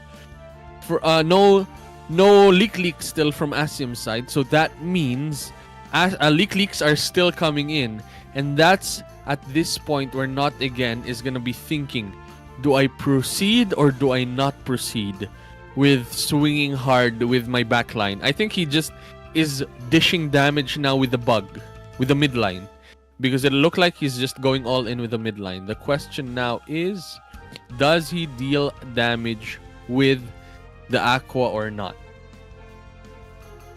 Interesting. Ton has a lot of energies to play around, but I think his value from his midline bug is kind of limited.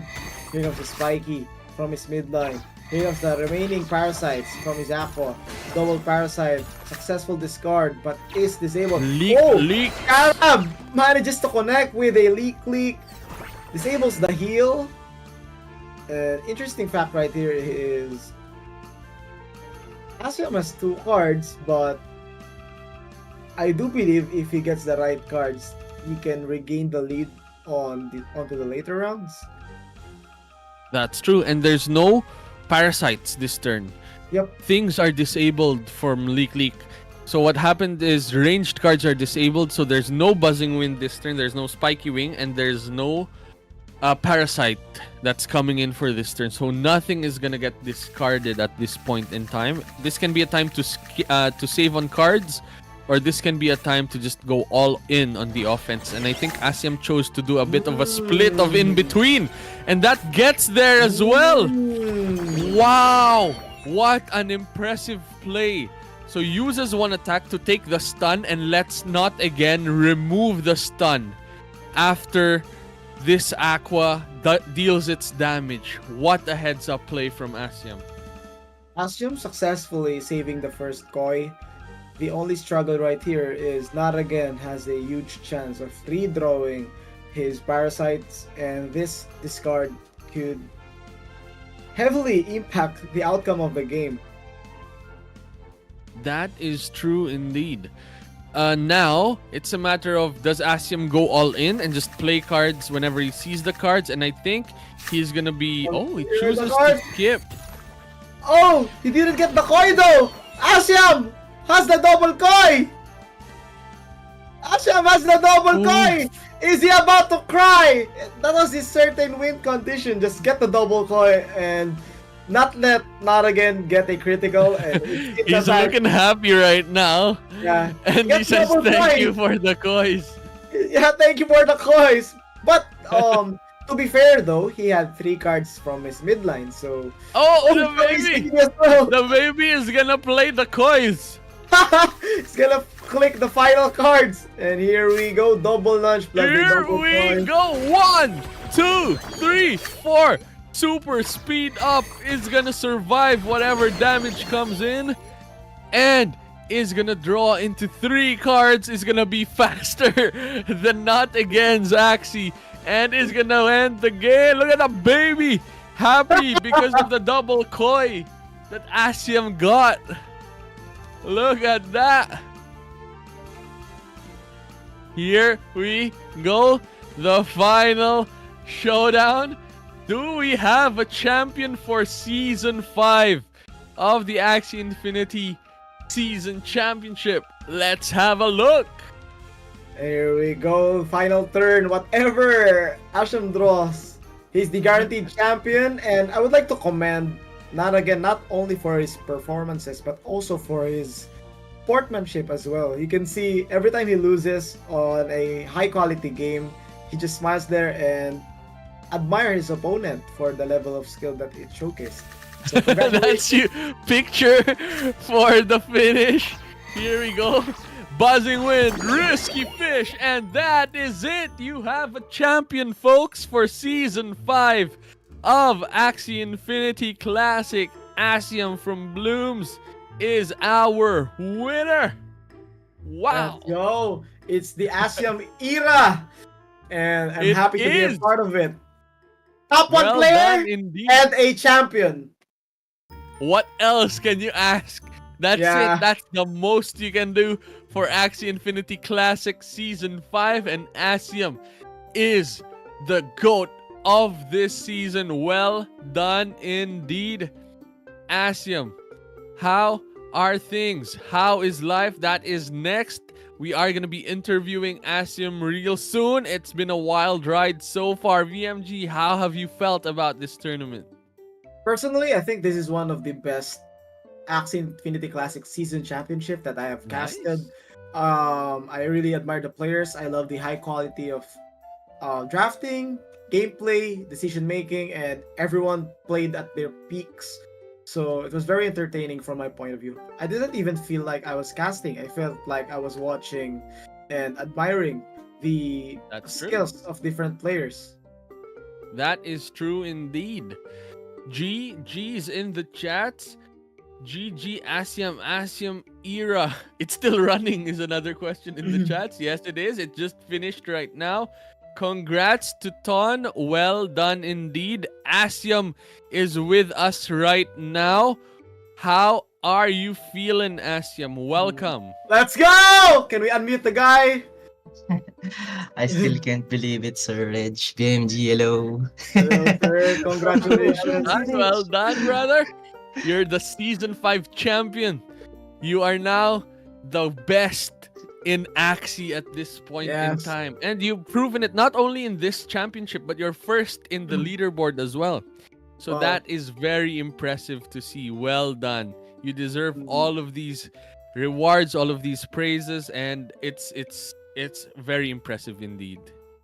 Yep. Yes. Thank you. Can I shout out my friends, my manager? Sure! Yeah, go ahead. Pwede ba mag-Tagalog? Parang duduguin ako. Pwede.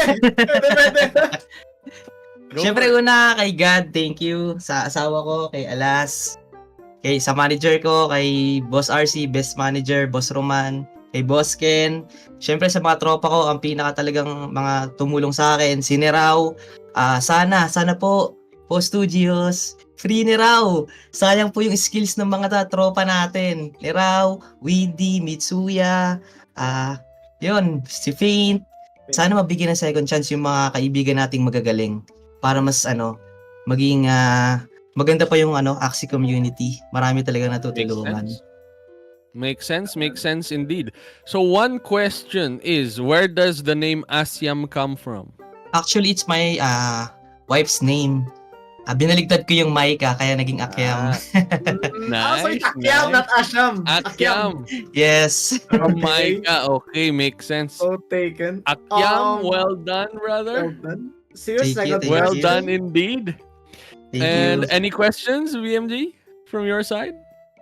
My only question is, how were you able to unlock this prime or your peak version of yourself? Top 1 leaderboards and a champion. It's like in NBA terms, you are the MVP of regular season and you won the finals as well. So LeBron type performance. How Gusto ko did you do it? shoutout pala yung namin, yung guild namin, BLMS on top. Perfect season namin, top 1 sa Also, LB, wow. top 1 sa guild, and pinalad na maging top 1 sa seasonal. Shoutout talaga kay Boss Ken tsaka kay Boss Roman na nagtiwala sa amin lahat. Well done, Nice. well done. And yung what's question ni the secret? Yeah. What's the the secret? the baby buff. Perfect answer. Galing. Nice. Well done.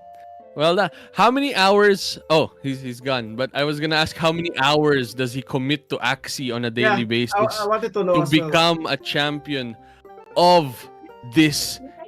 To become a champion of season 5, actually. How many hours a day do you dedicate to Axie Infinity? Probably 8 hours a day, something like that. Sobrang When, ganda ng gameplay mo, promise. Ganda yes. talaga. That's a lot, and that means you deserve it because you're all in on the game, and that's what we want to see. Actually, it Deserve. rewards the people who dedicate their time and their lives to getting better at the game. That's what we want to see. So congratulations, Akyam, on being the number 1 for season 5. Well done. Thank you, Let's thank you. go! Shout out din kay Tonton. Galing, pre, galing. Tsaka Nice. sa hideout pala sa group chat namin, mga kaibigan ko dyan. Baka magtampo sila. Hello. Nanay, andito na ako. Hello. Thank you. That's good. Thank you so much, pare. Pahinga na! Congrats, Opo, congrats. pahinga na. Good night. Good night. Good night. And here Awesome. we go. That concludes the Axie Infinity Classic Season Championship. Again, congratulations, Akyam. We are your casters, VMG and Ruthless Reg. Once again, thank you so much, Sky Mavis and Axie Infinity, for having us as your casters. We hope to see you guys and the community again real soon. And more power, not only to Axie Classic, but to Axie as a whole. Thank you so much, guys. How about you, Sir Reg? Any final remarks? Thank you very much for having me. Axie Infinity Classic is a blast no matter when or where you are. You just jump in and you just enjoy the moment again. And that's what happened with me. I'm glad to be back. I'll be back for more events this time. It's going to be a wild ride. It's going to be another era of amazing Axie Infinity Classic. Season 5 has come to a conclusion. I'm happy to be here. We have more seasons coming. It's going to be exciting times. But for now, see you and good night. Good night, guys. GG, well played. Boom.